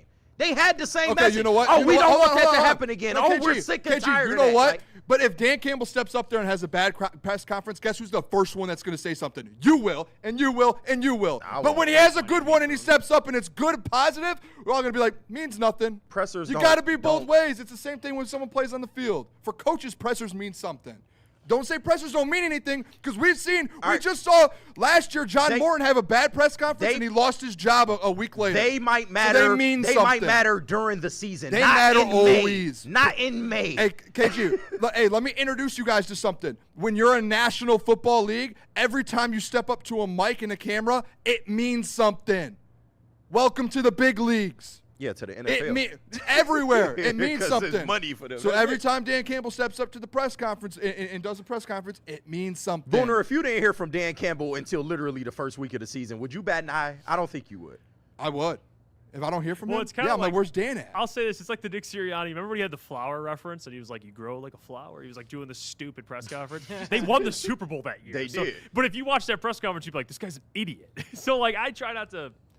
I liked Liam Cohen, despite him going, I was just about to bring up I Liam loved Cohen. him. He got memed for his press conference at the beginning of the year, and he turned the Jags around. So it's like I stay pretty consistent with press conferences. I try not to, they're fun and stuff. And I think you can get things out of it. Obviously, I'm not going to sit here and say they're winning the Super Bowl based off of what Dan said. Yeah. You did say you feel better. But about I feel this year. better because I was nervous. Like, what is the mindset going in for these guys? What Like, did you think the mindset was? I thought there's not that I think there's a chance that this mindset's You went from negative. a Super Bowl contender to not making the playoffs. I expect the mindset to be, we don't want that shit to happen to us no more. 100%, but you're acting like that's a given. No. Isn't a given? Is anything a given in the National Football League? It's not. no. Okay, Just fair like it was enough. going into Fair last enough. year, you were supposed to be a Super Bowl contender and you dropped out of the playoffs. Nothing's a given. We've seen guys get fired out of nowhere in the NFL. I don't know what the mindset. Am I in Allen Park every day? No. I know they mindset ain't to lose. And I'll tell you what, Their KG, mindset is not to I'm lose. Hey, what's the quote about assuming things? Jeff, you say it all the time. It makes an ass out of you and me. My dad So we're used to just say it gonna all the time. so we're just Great gonna line. assume the mindset. I'm not assuming shit. No, you I've are. had 5 Because years you- of data that show me No, they KG, are about their KG, business. KG, because you just told me. I know what the mindset was. What do you know the mindset was? That they're going to come in motivated? Don't assume that. But because- being motivated don't equate to wins, bro. Because when you miss the playoffs, it can fall apart like that. It can. So then why are you assuming that they're motivated coming in? But they had the same words when it KG, fell apart. You're They not had the listening. same You're words not when it being fell apart. consistent. Okay. I wanted to hear them say that we're confident going forward. Okay. There could have been negative things in that press conference that came out because they just missed the playoffs. That's the issue. I just don't know what negative could have came out. But I hear you though. You got it, know what big I'm dog. saying? You got it. It's like, You got once it, big again, dog. we not even arguing about. Like, I agree with you. I like what Dan Campbell said, but like Jeff said, it doesn't move me as a fan that has seen this regime for 6 years now. It doesn't move. I expect them to come out with this attitude. You better come out with this fucking attitude You because better. there's a lot of shit But at we've stake. seen them not do that before, and that's why they missed the playoffs. That's my point exactly. But okay, go ahead. You got it. You got it. And then this comment now, and NYG, New York fan, he says, 2 Lions fans arguing. Love it. The guy just appears. on Like the we chat. are, we trying to get to the same place, but we just argued about something very. New York Giants You know fan what? Hey, dropping in the KG, chat, KG, man. we'll handshake. Yes, that's what I'm we do saying. have the same end goal in mind. We do. I enjoy. Hey, I want to hear it. I'm I a wanna Booner know. pather. Come on now. You are. I just want to hear. I want to hear the push forward. Like, And I that's fair want to enough. make sure it's still there because you see how fast NFL franchises fall off. Yeah. And we had 30 years of that here in Detroit. So it's like, hey, I just want to hear No, it I in the get press that. conference. I get it. We got So does it move me? Yeah, it does. We got a super chat here from the Purple Puma. Shout out for the $5. He says, Shout out. Booner is basically saying Dan feels like he got the go-ahead. Rocky win blessing from Sheila Ford Hem. We are ready to roll. I'm with you, Boo. That's it. He got that head nod from Sheila. Hey, And for some people, we're, this press we're, conference, we're unchaining you. You're free. and for some people, this press conference will do that for them. But it's certain people like us that just, hey, I need to see just a little more. By the way, Citra said, why do you guys got to yell?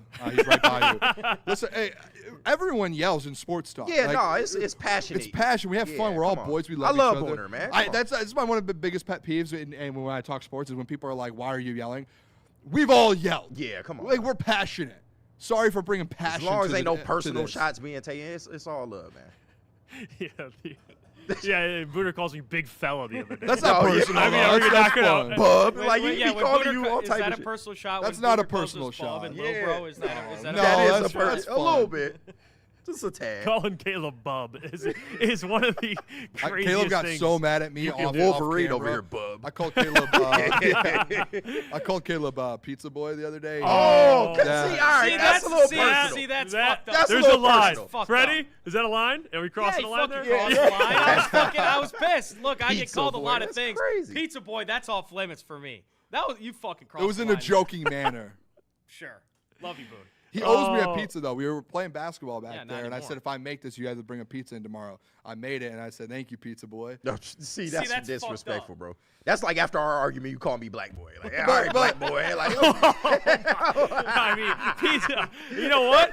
We'll go to break there. To be fair, though, real quick, when competition and we're between the lines, like if I'm playing someone like Everything's on on the table. Yeah. KG, everything's on the table. and then once we're outside the lines, we're all friends. It's all fun again. Oh, man.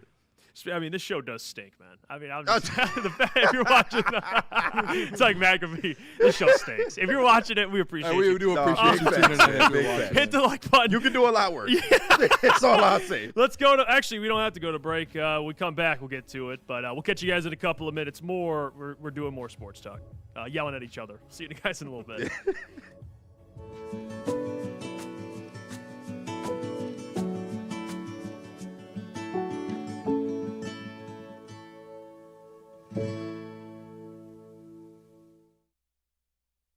Head to WoodwardSports.com and click on Shop. Get the latest in Detroit sports apparel and exclusive Woodward sports gear. WoodwardSports.com can get the whole team outfitted. Love the Pistons, Red Wings, and Tigers? We got something for you, too. Shop online at WoodwardSports.com.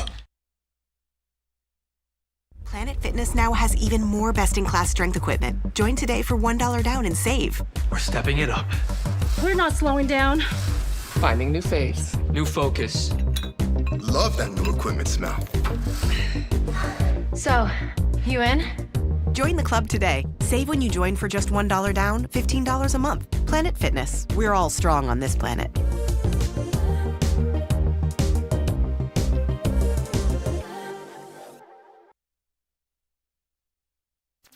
Detroit has the best sports fans in the world. That's why they deserve the best sports coverage in the world. We are the Woodward Sports Network.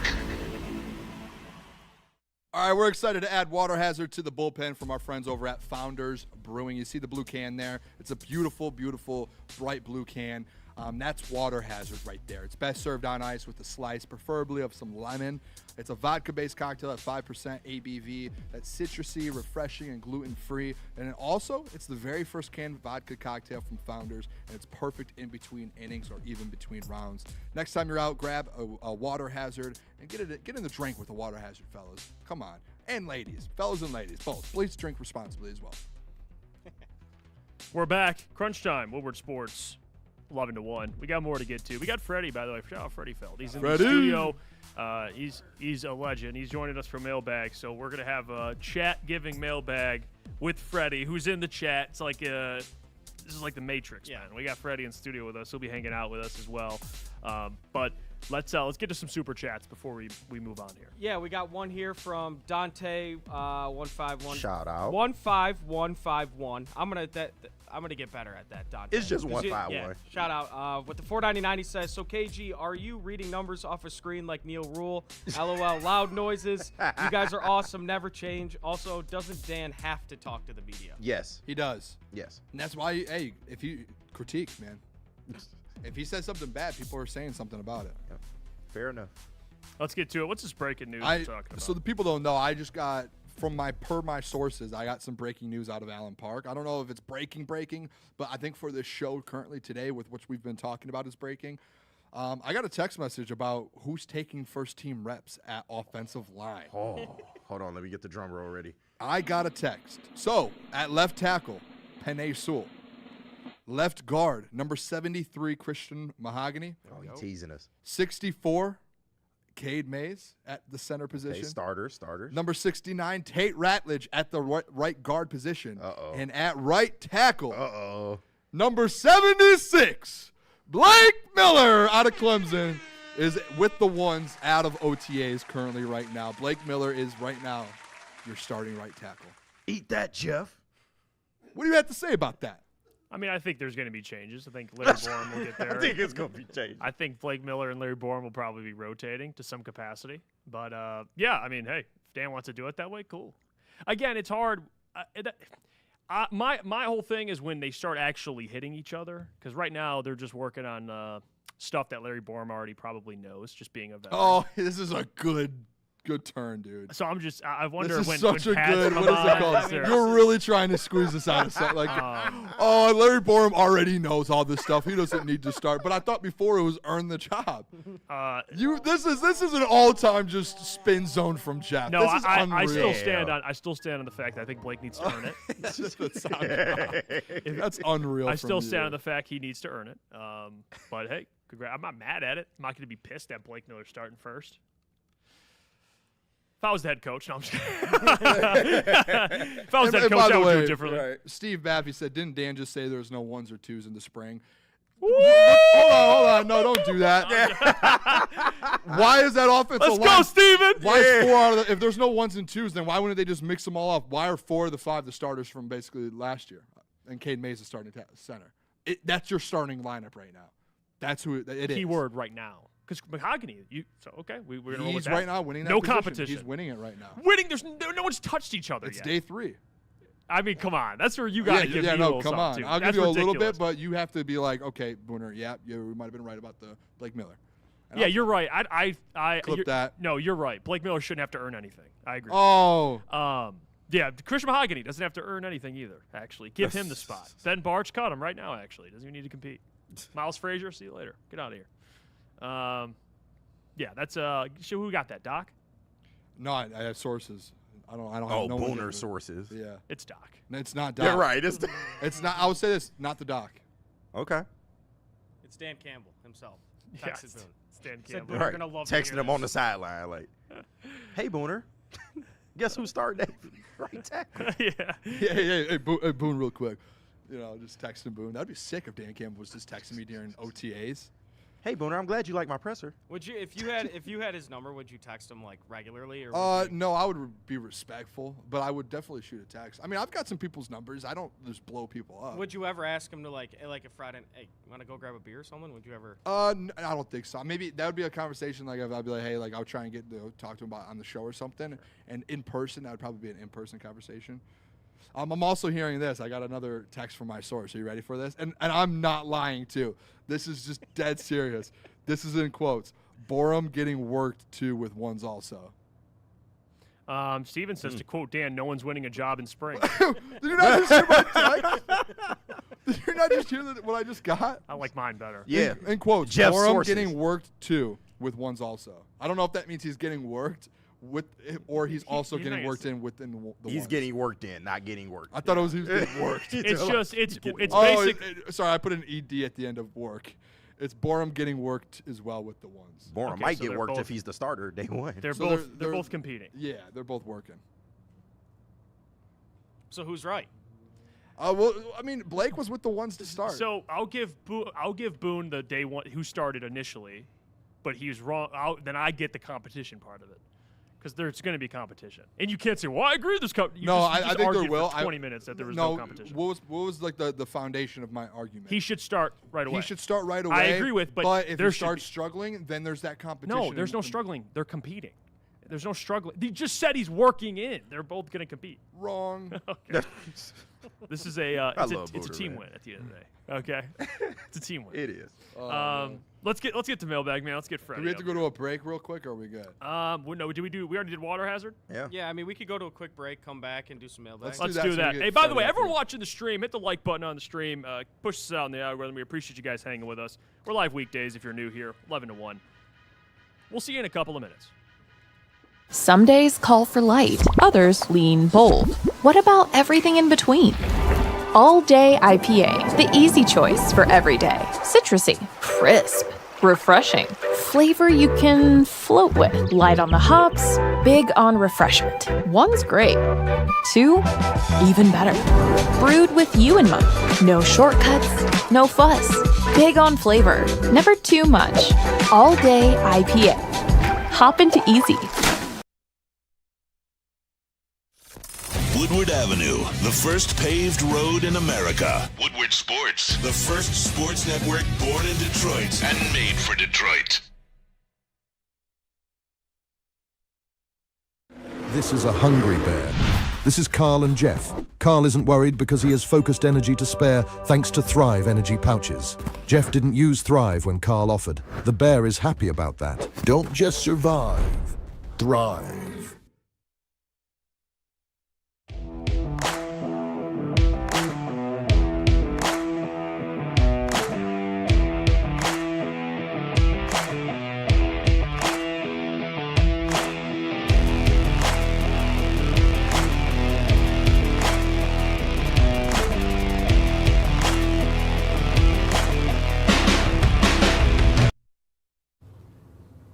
We're back. It's crunch time. Woodward Sports, 11 to 1 weekdays. We're joined. We got our guy, Freddie. What's going on, my guy? 3-1-3rd.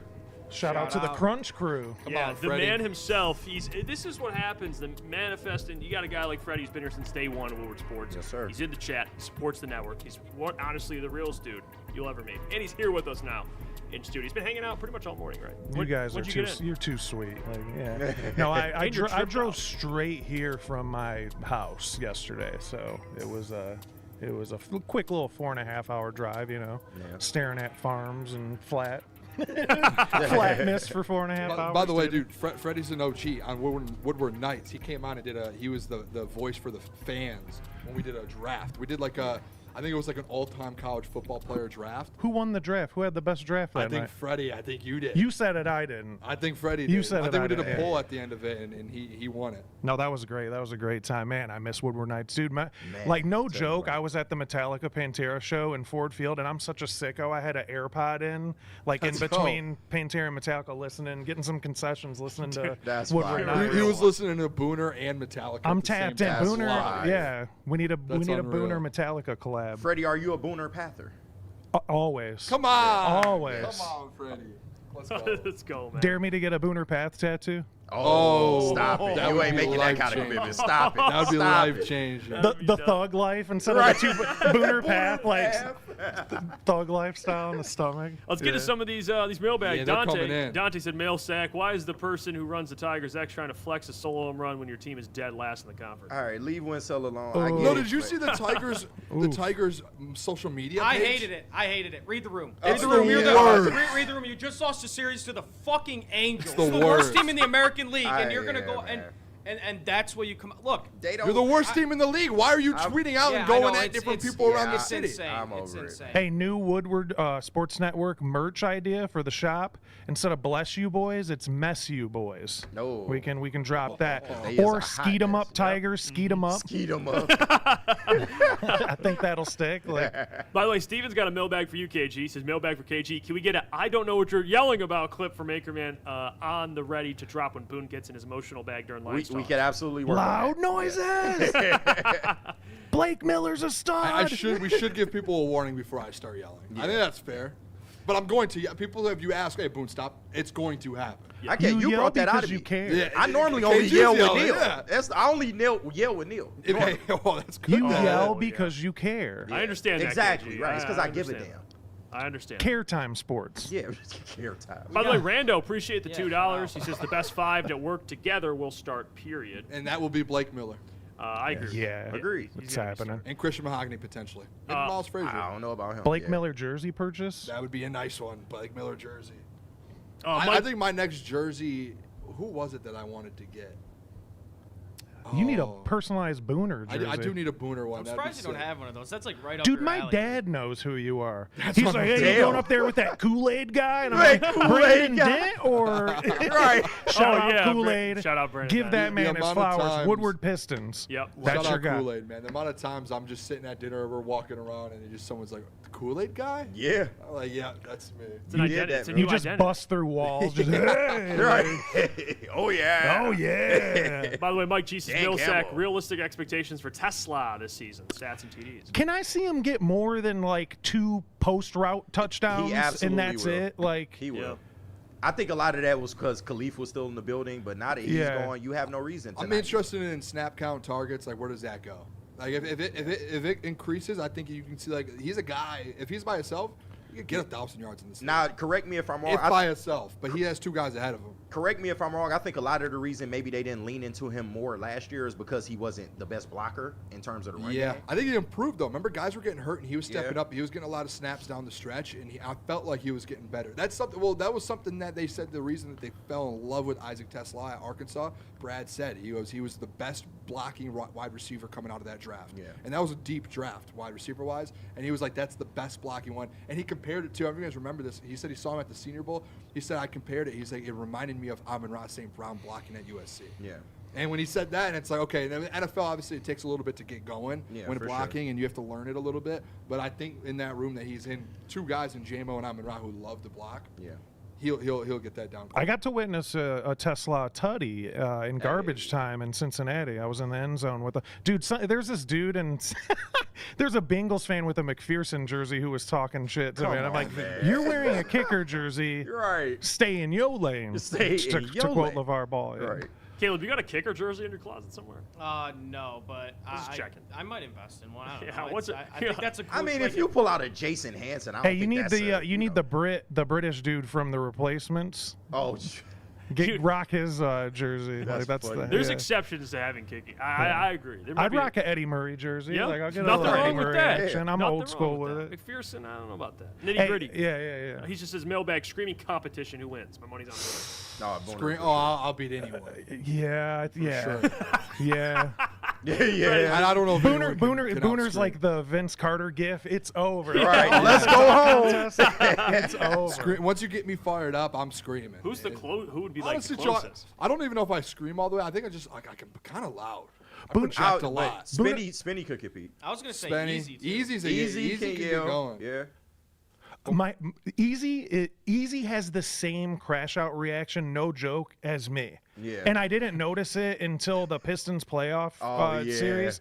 Are you kidding Bro, me? he was Are so you? mad. He's on. That is watch my parties, go-to crash out phrase. He's a dad. He's been a dad, but he's in that he's in this walk of life now where he's kind of unk status where his crash outs have changed. A little bit. Yeah. When I know 5 years ago Easy crashing out versus now, he straight up yells like my dad used to with the TV remote. Yeah. Like, like he calls it the clicker, but he's going off spitting about something random. That's Clicker, easy. dude. That's Clicker's easy during the such a Pistons. boomer phrase. Easy will be sitting on that couch for the Pistons game, just completely calm, and he'll The just be clicker. like, I've heard that in Davenport. so and long. he'll go from 0 to 12. Like With every foul call, though, he was just getting madder and madder. Bro. Are you kidding me? And it erupted in, I want Tony Brothers to get A. There was a moment. I'm like, whoa. When I'm standing next to Easy when he was crashing out, freaking out, I was like, I don't know if I could be by him. You know, like the famous crash out flannel Sam in the Lions game when someone in the chat was like something about like your wife or whatever, and he started hitting the wall as hard as he could. I was sitting right next to him, and I stood there, and I go, I think I'm in danger. No, seriously. I felt the same thing a little bit with Easy when he was crashing on. I felt the wind off his arm. I was sitting right next to him. And I'm like, I was scared. I'm sitting there going, I think we might be dead. Flannel had that energy of the dude in school where you're like, I'm gonna be nice to that kid. He might double 'cause- back one You day. know what I mean? He might pop the trunk Hey, you one want? day. I got an extra Snicker bar if you want it. Hey, good looking, man. There's a party after he might school. pop the like- trunk on our ass, Yeah, man. right. Oh, Hey, no. Mike G. Shout out Mike G in the chat, fellow Wolverine faithful.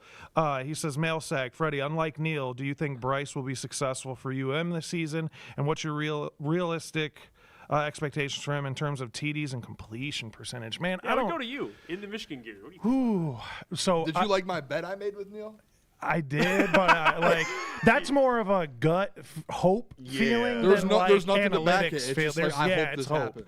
Vibes. I don't It's a know vibe about bet, I don't for know about sure. percentages because it depends on the wide receiver room, and I'm not gonna reveal what I've heard off the record from sources and stuff.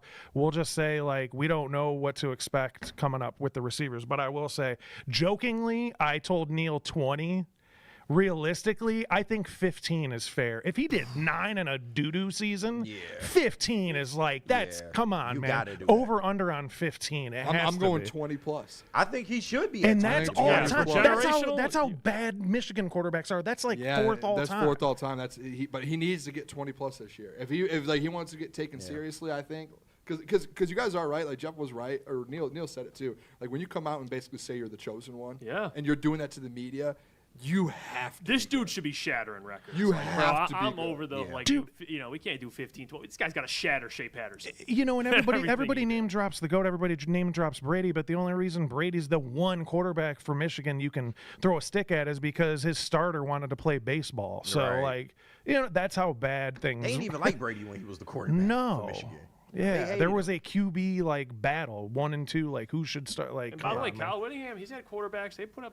It's usually for sure. falls on the head coach as well. Hey, he's a Mormon, so I have a lot more He's a faith Mormon. just based Kyle on the fact- Whittingham is? He's not. Yeah, well, he's No. not. He's came from Utah. He's I was not gonna a say Mormon. I'm gonna look it up. No, he came from Utah. Is which- Kyle which is a Whittingham fair assumption. I'm Yeah, with you. He's a lot of probably Mormon activity, but I just know he won't be on OnlyFans during games. and Okay, interesting. having girls news. on the fucking Hey, sidelines. hey, Like, we're I'm good. wrapping up real quick though. If you watch the heavies, I'm a big fan of F, Marry, Kill. Oh yeah. A quick crunch time F, let's do Marry, it, Kill. F, Marry, Kill. Crunch time sports. Crunch wrap. or Captain Crunch cereal? Crunch Time Sports. F, Marry, Kill. Crunch Wrap, and then Captain Crunch cereal. I'll kill. Which one? I'm marrying Crunch Time Sports. I'm gonna kill the cereal. I'm the same. I have the. I'm playing Jodeci. I can get different I'm cereal. playing Jodeci to Crunch Wrap. Crunch Time. Yeah, I'm playing Jodeci and lighting Pause. candles. Big pause. I'm lighting candles to Crunch Wrap. Hey, KG, clip that. Yeah, hell no, I'm not. Pause with that, but yeah, F Crunch Time. Mary Crunch Berries, and you said Crunch Berries, right? Hey, any Cap'n Crunch. Okay, Peanut all butter right, yeah, crunch? you gotta keep anything Captain that Crunch. crunches. And get rid of. I mean, Crunch Wraps, they okay. It depends. I like homemade overrated. Crunch Wraps. Overrated a little bit. Why is there so many? Why Crunch is there so Wrap much Supremes? lettuce? Why is a head of lettuce in a Crunch Wrap? You gotta ask. You gotta ask. Just In go the up there lettuce and tastes say, like can I they get double meat, double cheese, light on the lettuce. Now We're a good to go. homemade Crunch Wrap in all day long. fast food veggies is like it straight up tastes like they made it in a sink, like in a dirty sink. They're like chopping up the lettuce. Oh. Yeah, By the way, breaking news. Are you guys ready for this? Kyle Whittingham is Mormon. We'll end it on that. Kyle Whittingham is Oh, Mormon. stop it, for Says real? yes, Kyle Whittingham is a devout member of the Church of Jesus Christ of Latter-day Saints. I don't know what that means. Wait, KG, were you kidding when you said No, that? I've been kidding the whole time. No He's actually a Mormon. I Holy believe so. I shit. believe so. I Jesus is king. believe. Hey, stay tuned for Woodward Religion coming up next. Woodward Sports I've been Network. talking crap the whole time. Woodward religion and Woodward politics. We know you'll be tapped in. Send the super chats. It goes to. Oh, Bryce finna be celibate this whole season. 30 tons. man. 30. Let's get out of here. Appreciate you all. Shout out Freddie, man. Dan One of the Campbell, realest dudes. Super Bowl. Shout out Freddie, too. Thank you so much for the To hospitality. the fellas here at Crunch Time, stay tuned. Braylon, Anson, live, 2 o'clock until Monday. You guys have a great weekend. We'll catch you then. Love you guys. Go Blue.